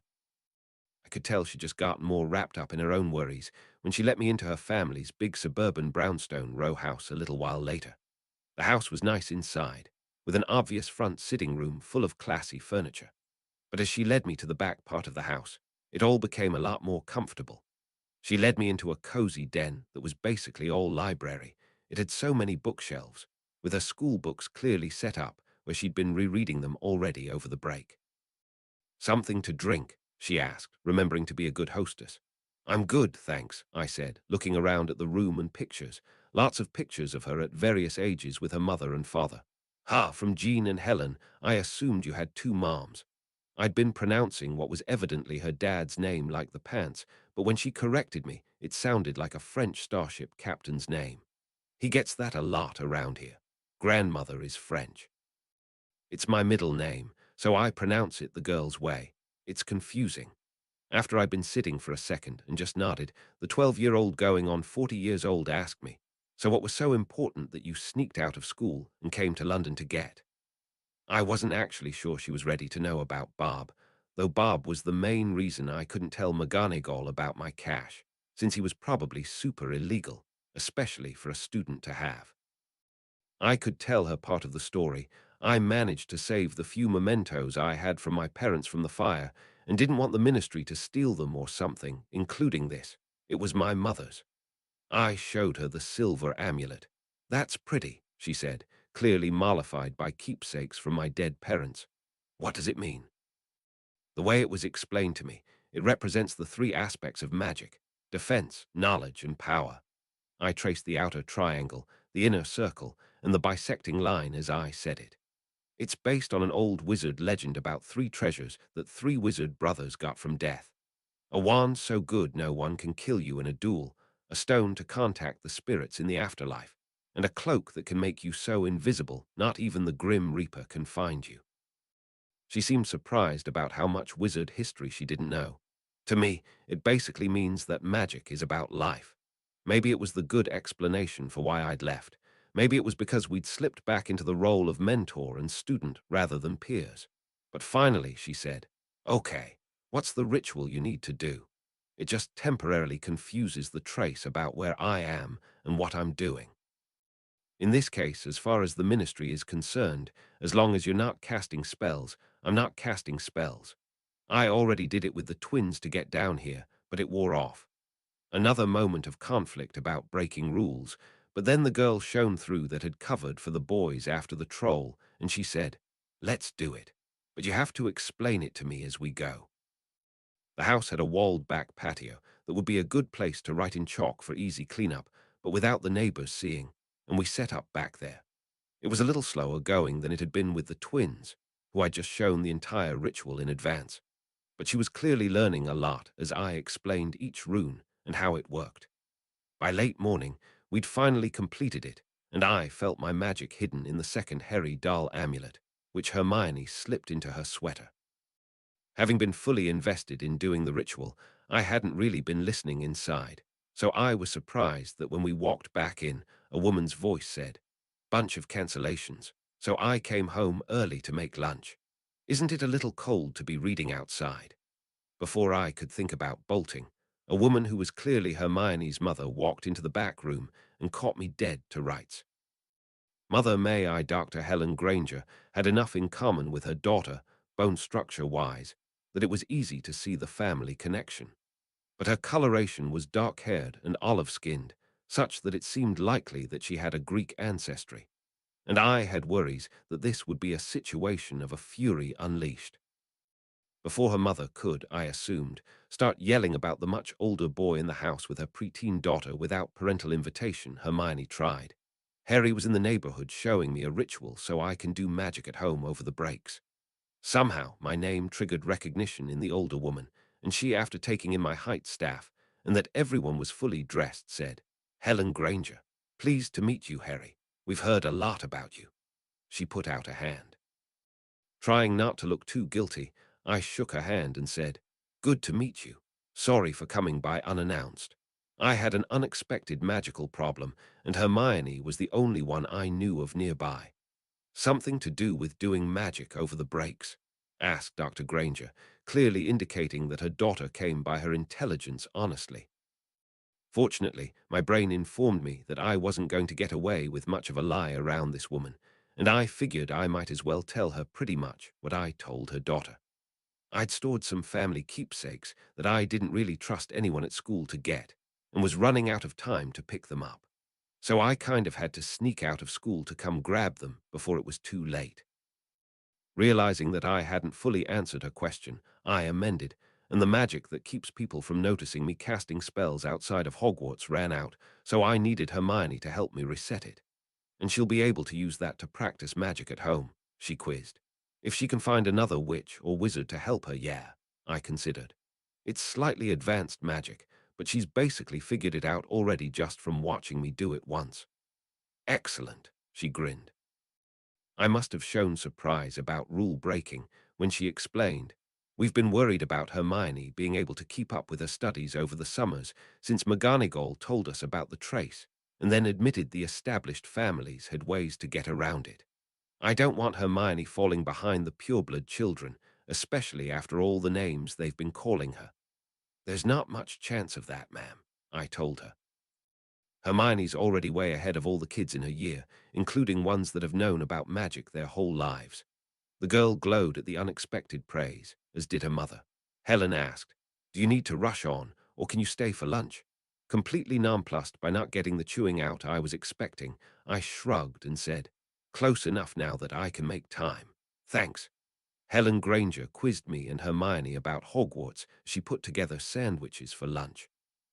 It turned out that Hermione had been explaining a lot to her parents in letters home, but her mother seemed pleased to have someone else independently verifying what she'd heard. I'd let my guard down by the time she asked, "And you're in some kind of trouble with the ministry?" I shot Hermione a look, and she had the decency to blush. But I didn't want them to think of me as a magical criminal or anything, so I gave the vague explanation. My foster father, who was my mentor, turned out to secretly be a really bad guy. The dark ritual he was trying to do to me went wrong, and I got out, but he didn't. Turned out he had some friends on the force that refused to believe he was bad. I didn't get the impression I'd get a fair trial before Dumbledore got me into Hogwarts to get me away from those auras. She gave me a look as if reading my mind more thoroughly than Dumbledore could, then nodded. "That's really unfortunate. Between what McGonagall explained, Hermione's letters, and reading some of her history books, I'm not too pleased with the picture that forms of magical government. It seems Victorian at best." I shrugged, going back to helping set the table, and explained, "Having the first witch in your family going to Hogwarts is probably the worst way to learn about all of it. As far as I know, The vast majority of magical people basically treat the ministry the way hobbyists treat the main authority for their hobby. They read the magazines and sometimes show up for certification, but they still have a day job. Hogwarts is the school for serious enthusiasts, though. I paused to think of an analogy. It's like Hermione got sent to a super serious Russian ballet school when nobody else in your family even knew ballet was a thing until she found out she was good at it. And small industry politics is even more dysfunctional than national politics, she nodded, getting it. You should see some of the ridiculousness that happens at dentistry conferences. At about that point, I heard the front door open and a man's voice shout, "I'm home." Dr. Jean Granger came into view, and I found out where Hermione got her coloration. He was pale with her same brown hair, and as short as he kept it, it basically turned into a white dude fro. He didn't seem surprised to see me, so someone must have called ahead when I wasn't paying attention. "Mr. Dresden, good to meet you." "Dr. Granger, likewise," I said, taking the man's hand. Again, I was expecting fatherly disapproval or at least a dominance handshake, but it was just as firm as if he was meeting a client in his dental practice. "Jean, please, or it gets confusing around here," he grinned. "Then Harry for me," I allowed. "Fair enough," he smiled, then saw that everything was set up. "Just in time, huh? Glad I didn't hold up the lunch." Sitting down over the sandwiches, Jean touched on a lot of the same questions Helen had, clearly just as pleased to have additional context for what his daughter had been up to for the past few months. He was also, it turned out, just as good at hitting me with the hard questions after I let me guard down. "So you and Hermione fought a troll." "Stars and stones, Hermione." I nearly choked on my sandwich. "You tell your parents everything. Why wouldn't I?" she responded, honestly confused. "I figured something like that. They'd have you out of Hogwarts like a shot," I admitted. Helen explained, "We're not thrilled about it, of course. But this kind of danger isn't going to go away, and if we pull her out of school, they'll seal her magic and remove our memories of it. So we'll be in just as much danger and won't be able to do anything about it." She took a sip of her water, then further explained, "And even if we wanted to continue her magical education elsewhere, who knows if it's safer? You just told me your previous place of education saw you barely escape from a deadly ritual. And they do seem to have a pretty advanced medical system, so I'm not sure what we consider dangerous really is," added Jean. I couldn't argue with any of that, and I wasn't sure if I should share my suspicions that the troll was deliberately sent after Hermione. After a moment of thoughtful sandwich eating, he added, "I am a little worried about the giant three-headed dog in the building." Seeing Hermione nodding, I mentioned, "Fluffy's actually not a problem." They all looked at me like I was crazy, so I explained what the house had figured out in the last few weeks of exploration. There was no chance that most of Gryffindor wasn't going to go check it out after Hermione and her friends got in to see him by accident, and they kept daring each other to get closer until they figured it out. He seems to be well trained or under some kind of spell to keep him from actually hurting any students. Snarls and snaps a bit and lies down on the trapdoor if anyone gets too close, but several of our housemates have even started petting him and bringing him treats. Hermione was suddenly pissed off. The twins told all the first years that he was vicious and nearly bit George's ear off. "Ooh, I'm going to get them." Apparently her parents were also fully informed about the twins, and everyone chuckled realizing that Hermione had been pranked. I wonder if it's actually worth my time to figure out who Nicholas Flamel is. I wasn't actually very good with British magical history, but I did know enough about major magical innovators, so I just said, "The French alchemist." Hermione suddenly got a eureka look and asked, "May I be excused? I need to go look something up." She raced off to the den as soon as her mother nodded. With the girl out of the room, her parents glanced at each other as if to confirm that it was a good time, and then Helen said, "Harry, we want to thank you for how much you've done for Hermione." I waved her off. She actually wound up having to save me from the troll if she's being modest about it. She's a really smart kid. I'm glad to hear you're not worried about her continuing to learn magic. I think she's going to be great at it. They once again beamed at the praise of their daughter, but Helen went on. "It's not just that. For the first few weeks of school, she seemed to be having a hard time.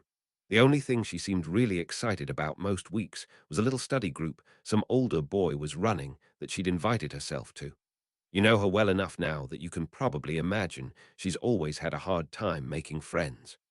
I nodded at that, so she continued. The last couple of months have been totally different. Jean picked up the story. Did you know that she didn't even explain the troll until later in her letter after Halloween?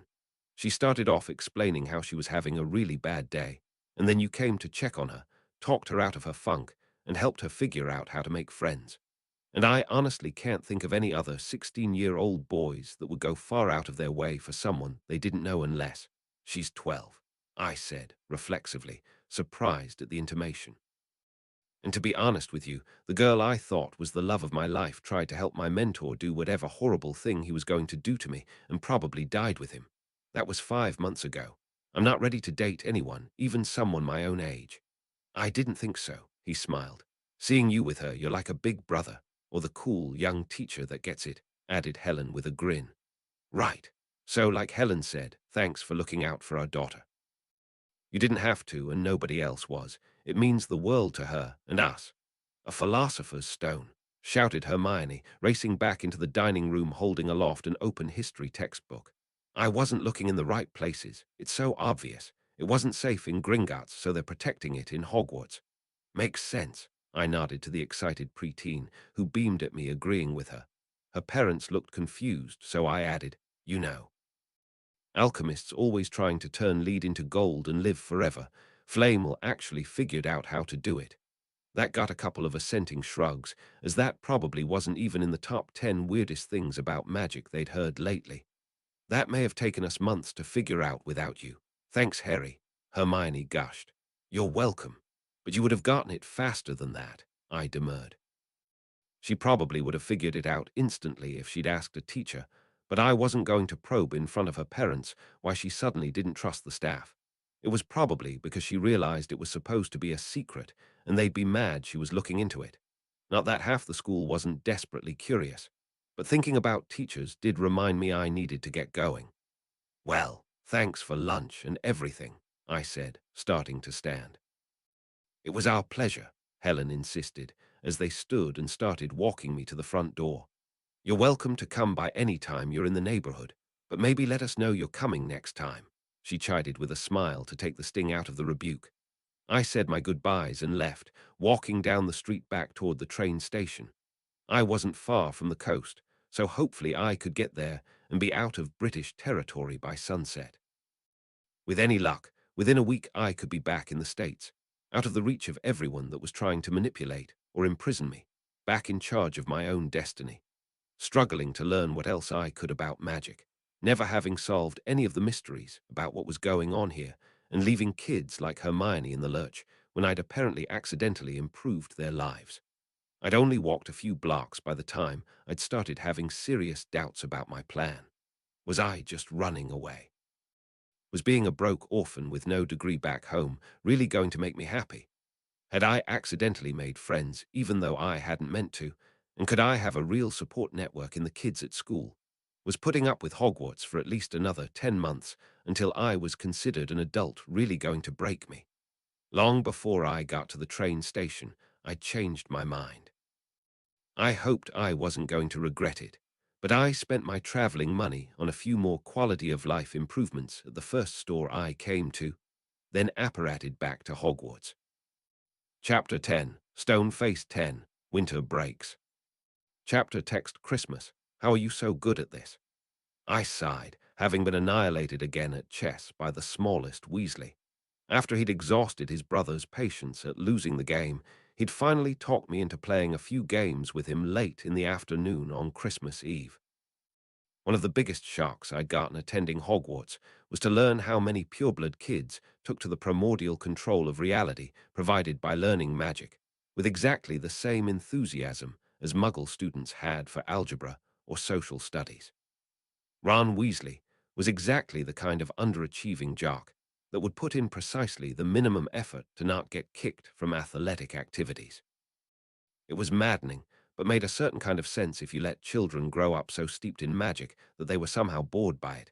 What didn't track was the chess. Jocks might also be good at Nintendo, where their twitch reflexes could shine, and might enjoy board and card games. But getting good at chess was difficult. I wasn't that great at it, honestly, but Ron usually beat everyone I'd seen him play, including kids that were good. And that would seemingly mean intelligence, patience, and forethought. He just shrugged at my question, so I impatiently dove deeper. I mean, are you actively planning a bunch of moves ahead, or is this just intuitive? Do you memorize old games for gambits? What's intuitive mean? Going with your gut, I explained. Oh no, not usually, he admitted. We have some old books at home that explain a bunch of gambits, but those mostly only work against people who are also playing gambits. I guess I think 3 or 4 moves ahead early on and can go further when the board's getting clear and there's not much left you can do. You know why Wizard's chess is popular, right? I tried. He nodded and then explained, it's for like battles. Makes you better at strategies for dueling and Quidditch. I shook my head, remembering that my answer to Justin had been similar when I was his age. 3 dark wizards kick in the door to the common room right now. What do you do?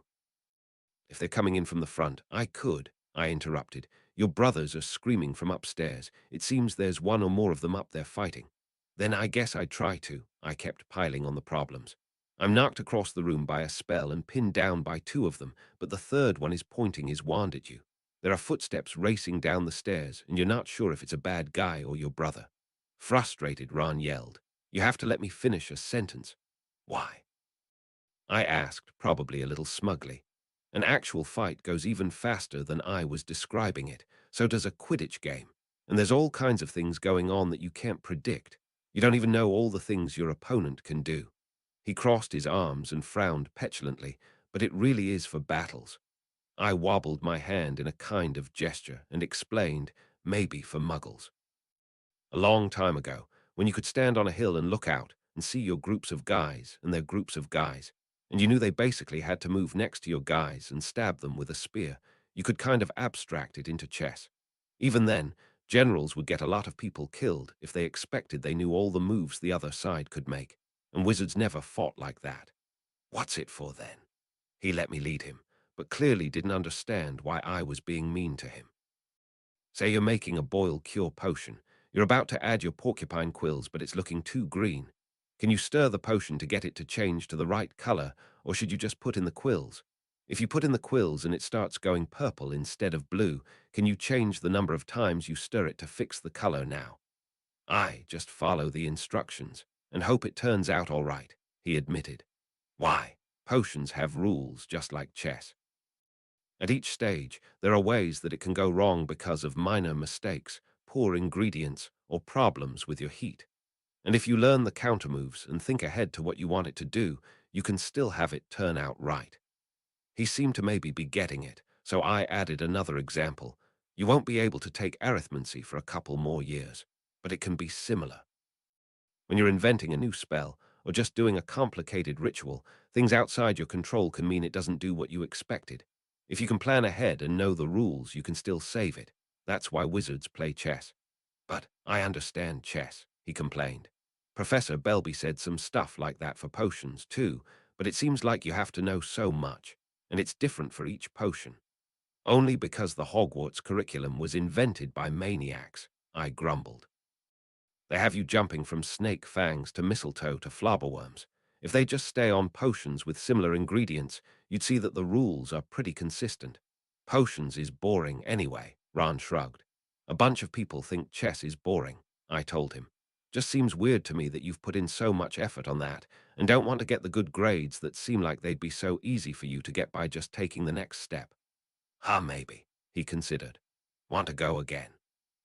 Only if you agree to work with Hermione on some extra credit potions after the break, I pressed. Otherwise, you're just wasting your time learning chess. I'd seen a little of how much it had affected Percy to have mostly underachievers in his year, and I figured Hermione would have a better time if she actually had friends that wouldn't try to constantly kneecap her learning. He sullenly agreed, and I played a few more games with him before having a quick dinner and turning in early, still not totally recovered from my escapades and limited sleep the previous day. It was a small price to pay to maybe help out Hermione in the long run. I woke to a rustling sound from Percy's bed. "Happy Christmas, Harry," he said. as I woke and noticed the pile of packages at the foot of my own bed. "You too, Percy," I said groggily. "I didn't think I'd gotten any presents." He explained, "The house elves must have been intercepting the presents for those of us staying in the castle. Dumbledore does like his surprises." He already had a notepad out, cataloguing his pile of presents, likely to send proper thank-you notes later. I looked through the tags on my own and was pleased to see that the people I'd thought to get gifts for had also gotten gifts for me, so nobody would be embarrassed.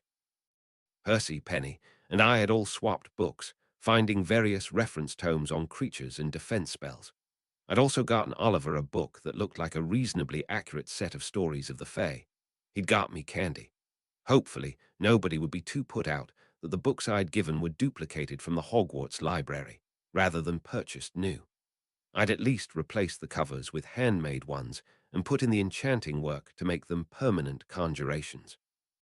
I'd spent some effort on Hermione's gift, and was especially happy about it after all the help she and her family had given me over the weekend. I'd used various protective and durability charms on a quill so it would last through use, and subtly worked runes into the shaft so it served as a focus for the levitation charm. It wouldn't work as well as my staff, but she'd hopefully find it interesting. She'd remembered me complaining about my wardrobe and must have told her parents, because her gift to me was a stack of Muggle t-shirts. Hopefully, Hagrid liked the present I'd made him, though I might have to teach him how to use it. I'd put the focus light bulb into a lantern housing I'd turned into a shield focus. If he could use it, it would make for a better source of light and protection for his night trips into the forest. For Filch, I'd found a charm that was supposed to enhance the familiar bond and worked it into a collar and wristband for Mrs. Norris and him. In return, their packages were the biggest of the lot.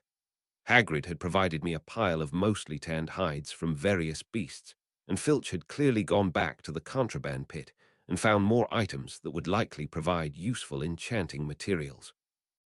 I'd passed on the last of my stock to the twins in their gifts, and they'd got me several vials of interesting ingredients. None of us would point out that they were probably lifted from the school's potions cabinet. Speaking of the twins, I didn't have a chance to open my final presents before we heard them shouting from down the stairs. Percy and I shared a look, then headed down to find them gathered in the first year's room. "Why all the noise?" Percy asked his brothers. Percy still had the sweater he'd just finished unwrapping slung over his arm, and rather than answer what they'd been up to or explain Ron's guilty look, Fred grabbed the sweater and displayed that it matched the hand-knitted ones they were all wearing. Percy's had a letter P knitted into the chest, and Fred and George were, theoretically, currently distinguishable by the letters on their own. P for prefect. "Get it on, Percy. Come on. We're all wearing ours." While the twins struggled to force Percy into his own sweater, I noticed Ron trying to casually hide something in a fabric bundle under his own, maroon-colored sweater. He finally saw me watching, and blanched, glancing toward Percy, who currently had his head buried in wool and twins.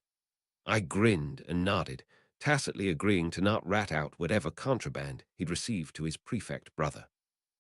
The Weasleys all went down to the common room to have a family morning, which gave me the chance to look at my last 3 presents, each of them unexpected. The first, I initially thought was a sweater like the Weasleys had gotten, but the floppy package actually revealed a large scarf in some kind of tartan pattern.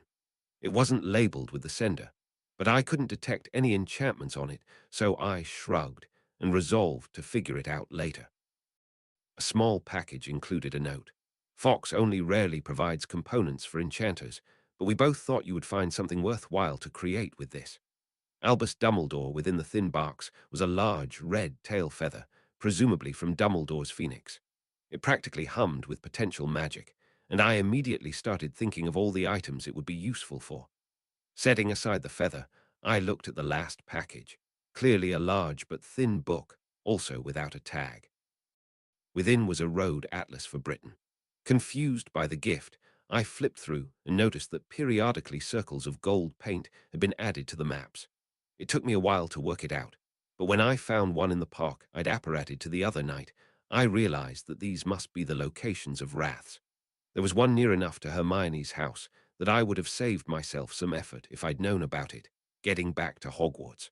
I probably owed my godmother a present in return now. Rule number one of the Fae is never owe them anything. Even if she wasn't actually a fairy, I didn't feel good about being at a gift imbalance with her. I'd managed to save more of the books from Justin's library than she'd hoped for, so hopefully that would balance the scales whenever I could actually get them to her. Christmas lunch was ridiculously extravagant, particularly for fewer than a couple dozen students scattered across the house tables and half the staff. I expected that we'd be seeing most of the 100 roast turkeys as leftovers for at least the rest of the break. I noticed that the twins were being unusually affectionate to their little brother, almost like they were buttering him up. When we trooped back to the dorms, the boys insisting that they wanted to go play in the snow, I let Percy head up to our room, then shouldered the other three into Ran's room and closed the door. "Okay, spill," I told them. "Might as well show him," Fred told Ron. "Yeah, if Harry was prefect, we'd never get away with anything," George said. "Fortunately, he knows the benefits of mischief," Fred finished. Ron nodded and pulled out what I'd assumed was a fabric bag, but he shook it out into a large cloak. Grinning, he swirled it around his shoulders, and as it settled, everything but his head disappeared. I now knew why Ron was the new favorite brother, the things the twins would get up to with this. "Who got you that?" I asked. They all shrugged, and Ron showed me a note. An old friend left this in my possession before he died. Unfortunately, he has no heirs, and I think that you may prove to be a worthy keeper. Use it well. "A very happy Christmas to you." Harry recognizes the handwriting, whispered Fred. It was basically identical to the writing from my own note, so of course I did. Not sure whether I should tell them that they'd basically been given permission to sneak around the school. I figured they'd get it out of me eventually, so I exclaimed, "Hell's bells. Why would Dumbledore give you an invisibility cloak?" The mirror a few days later, we were all hanging around the common room in the afternoon when Ron absently mentioned, "I found a mirror that shows the future." "Oh?" asked Percy, who was sitting across from me by the fire while we were both reading. The other Weasleys were put out that we'd been regularly snagging the most comfortable armchairs in the room over the holidays, by right of seniority. Ron had been playing Exploding Snap with the twins, and probably forgot Percy was in the room, but admitted, "Yeah, in an empty classroom near the library." What he probably wasn't mentioning was that he'd found it sneaking around invisible after curfew. At this point, even Percy had to realize that his three little brothers had barely spent any time in their beds since Christmas morning. "Well, let's see it," Fred insisted, bored with the magical card game, but not bored enough to switch to chess. The magical world really had a very limited number of ways to waste time on a cold December day. Even Percy seemed to be bored, and so we all trooped after Ron down to the fourth floor, where he oriented himself by a particularly tall suit of armor, and then led the way through a door into one of the abundant empty classrooms around the school. As he'd explained, a large, ornate mirror dominated a room where all the desks and chairs had been pushed to the walls and covered with cloth tops. "You have to stand in front of it like this," Ron said, taking a position immediately before the mirror. "Can you see?" "I'm head boy and Quidditch captain."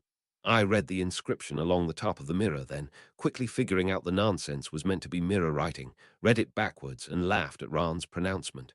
"Quidditch captain, I can see," I admitted, "but you're going to have to put in way more effort if you want to be head boy."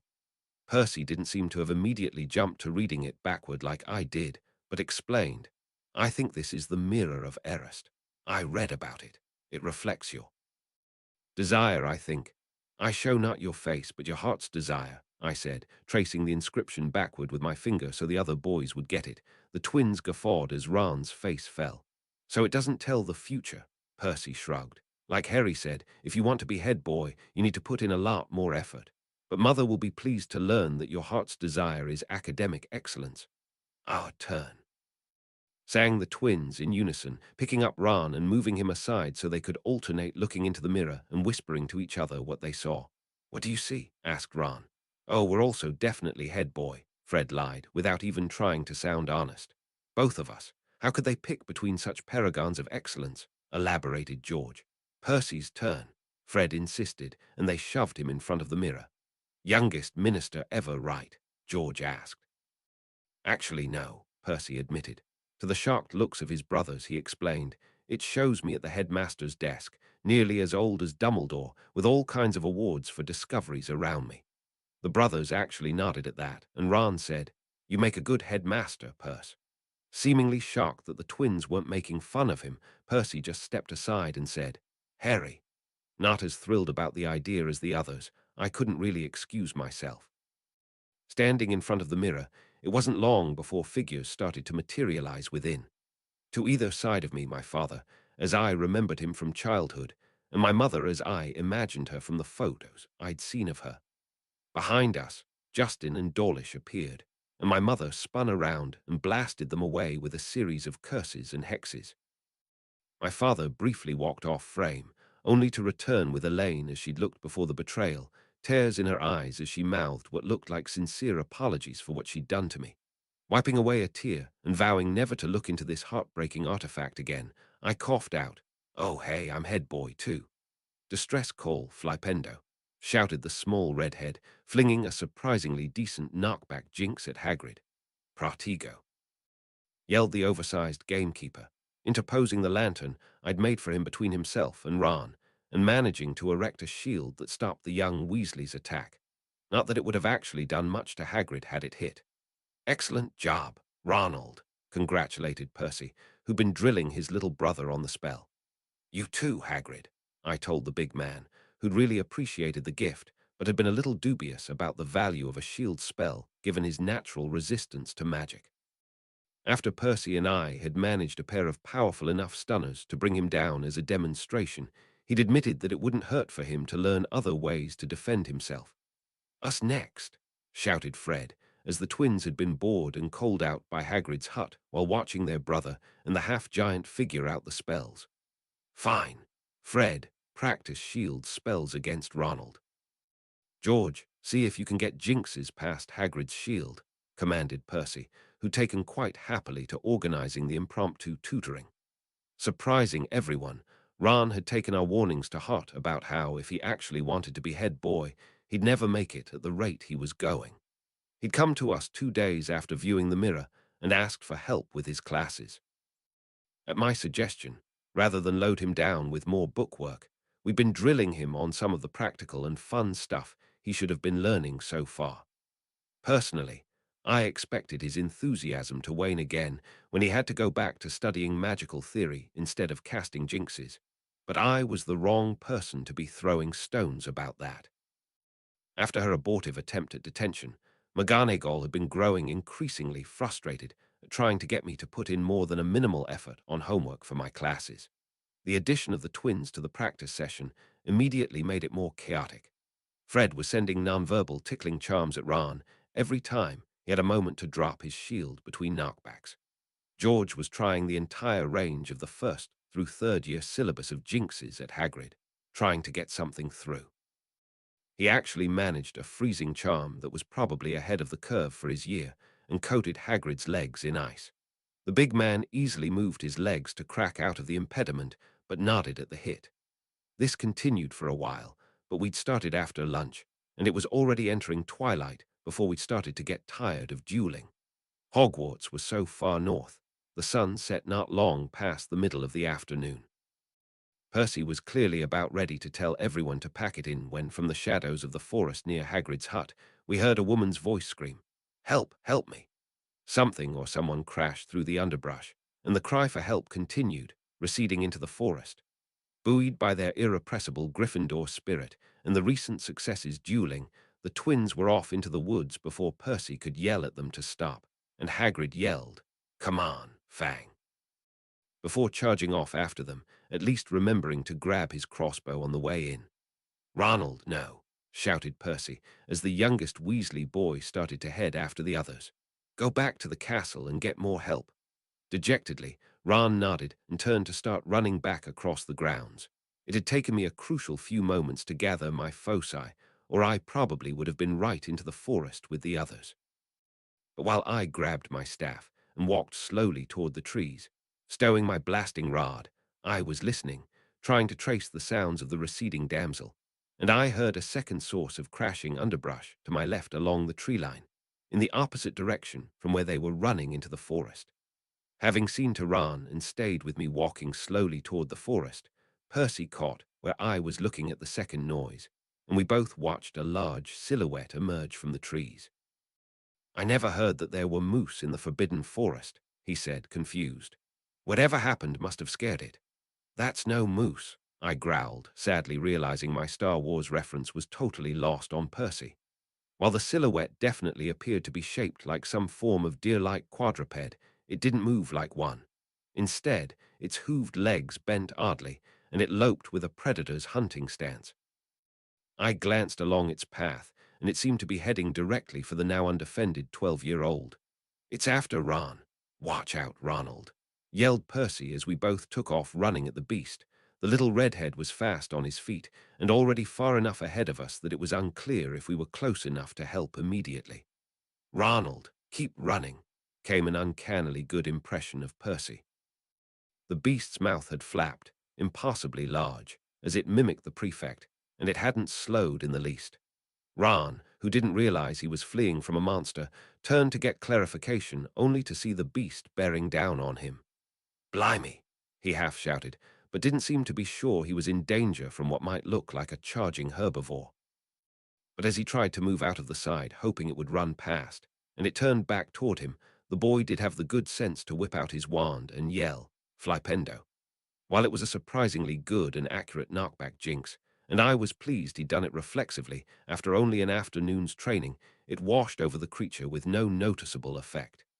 "It's magic resistant," I huffed, more in case Percy hadn't seen than for Ran's benefit. The boy was about to be trampled or worse, and I was still too far to be sure of getting him with a seize and pull charm, so I yelled out my standby, Ventus, while swinging my staff as I charged forward. A blast of sideways wind caught Ran and sent him more or less back toward us just as the beast swung its antlers through where he'd been standing. Percy was thankfully quick with a screamed, "Malaya," to set a cushioning charm on the ground where Ran was flying. The small Weasley, tumbling like he was stuck in a clothes dryer, hit the ground with a couple of bounces instead of a thud. He looked like he was trying not to vomit, but was otherwise unhurt. The beast skidded its hooves into the grass to make a hard turn, reorienting back towards its prey. Finally seeing it head-on and getting closer in our charge, I could tell that its antlers were two different sizes and crazily shaped, looking like they were edged in vicious serrations. In the failing sunlight, Mad Eyes twinkled at us as it flipped its mouth back open and yelled in Percy's voice, "Hold still, Ronald, hold still." Its mouth was more like a beak, sharp-looking bone ridges inside instead of teeth. Finally feeling like I was close enough, I yelled, "Carp retractum," and yanked back on my staff. Ran, thankfully, flew back toward us on a thin beam of light, and Percy was ready with another cushioning charm as he bounced to a stop at our feet. Both stopped, flanking Ran and dropping into a guard stance. Ran started to ask, "What is up?" and then did vomit behind us after the two unexpected flights through the air. "Impedimentia, immobilis, locomotor wibbly, arresto momentum," cast Percy in an impressively fast series of attempts to slow or stop the creature that was now charging directly at us, his wand a blur in the air in front of him. All four simply seemed to wash over the creature, just like the troll on my birthday.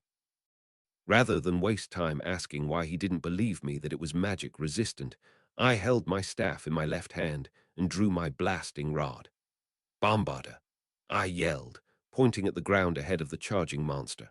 My exploding charm hit the lawn like a crashing meteor, kicking up a person-sized crater and flinging a hail of sod into its face. Apparently expecting another spell that would just wash over it, the beast hadn't slowed down and stumbled, blinded, into the impromptu pit, its antlers planting into the dirt on the far side and nearly flipping before flopping back into the hole, dirt settling around it. Unfortunately, it seemed to only be down for a moment while getting its bearings, only about 20 feet away. From this distance, I could make out the strange, mottled black color of its fur and how its face didn't really look like any kind of natural animal.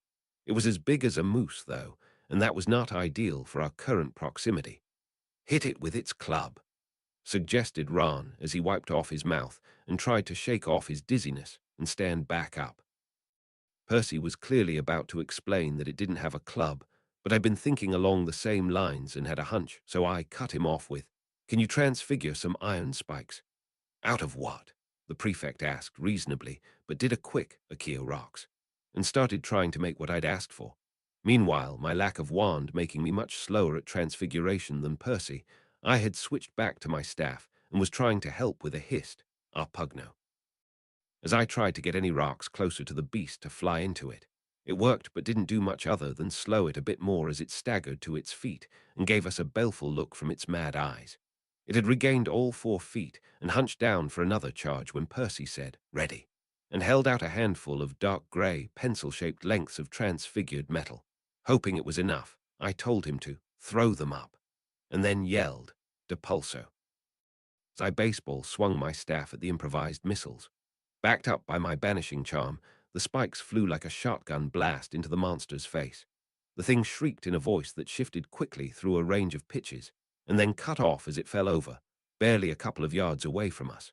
We could feel it as it hit the dirt, and oddly bluish blood began running out of its face where the spikes had entered its brain through those hateful eyes. After a few moments of shocked silence, Ron whispered, "Wicked." The downside of an immense lawn around a thick-walled castle was that even my exploding charm hadn't been loud enough to draw attention from the inside. So after a brief conference about what to do, the 3 of us walked back to the castle, our adrenaline crash making us wobbly in the legs. In all honesty, if Ron had gone to get help, he might have had a hard time being coherent or believable enough to get much. But Percy was a prefect and not prone to exaggeration. So we quickly had McGonagall, Filch, Flitwick, and Kettleburn down to look at the creature and potentially go look for Hagrid and the twins. Fortunately, by the time we were heading back down to where we'd fought, I could make out Hagrid's silhouette and magical lantern coming out of the woods, flanked by the twins and Fang, dragging something huge behind him. I hadn't had much to do with Professor Kettleburn, who was an older wizard with magical prosthetics for both of his legs and one of his arms. Upon seeing the corpse of the monster, he let out a whistle and excitedly said, "A lucrata. These haven't been in Britain for centuries. Amazing. Shame you couldn't take it alive. Ornery buggers. It tried to trick us into splitting up so it could pick off Ron," I explained. "Oh, yes. Clever predators, these. Children make an excellent meal." Ron looked like he was going to vomit again. "Oi, there's another one," shouted Fred, and as Hagrid got closer I could tell that he was dragging a lucrata of his own. One of the absurdly large crossbow bolts that fit in Hagrid's handheld ballista protruded from the beast's eye socket. "I see," barked Kettleburn. "A mated pair, I'd wager." One tried to draw off the bulk of the group, leaving the others undefended. As Hagrid dragged his up, a terrible stench came with them, and I could see that, in addition to the quarrel in its eye, their lucrata's face was covered in something brown. "Did you hit it in the face with a dung bomb?" I asked the twins. "Our spells just bounced off and we needed a distraction for Hagrid to shoot it," shrugged George. "I hated to kill the poor thing," boomed Hagrid, "but it came after the boys and it wouldn't stop." "He did ask very politely," said Fred. "Look at the serrations on these antlers, Hagrid," enthused Kettleburn, "and the pattern on the fur. Even the ones I saw on display weren't nearly this distinctive. These are excellent specimens. I wonder where they came from." "Well, until the 2 of you figure that out," lectured McGonagall, clearly upset at the entire situation, "we'll need to keep students far away from the forest." I didn't voice my suspicion, because the Hogwarts staff didn't seem to want to believe in what they considered fairy tales. But given how well the iron spikes had worked, I figured these had come from the Never Never. And that was terrifying, because nothing bigger than Darkseys was supposed to be able to get out.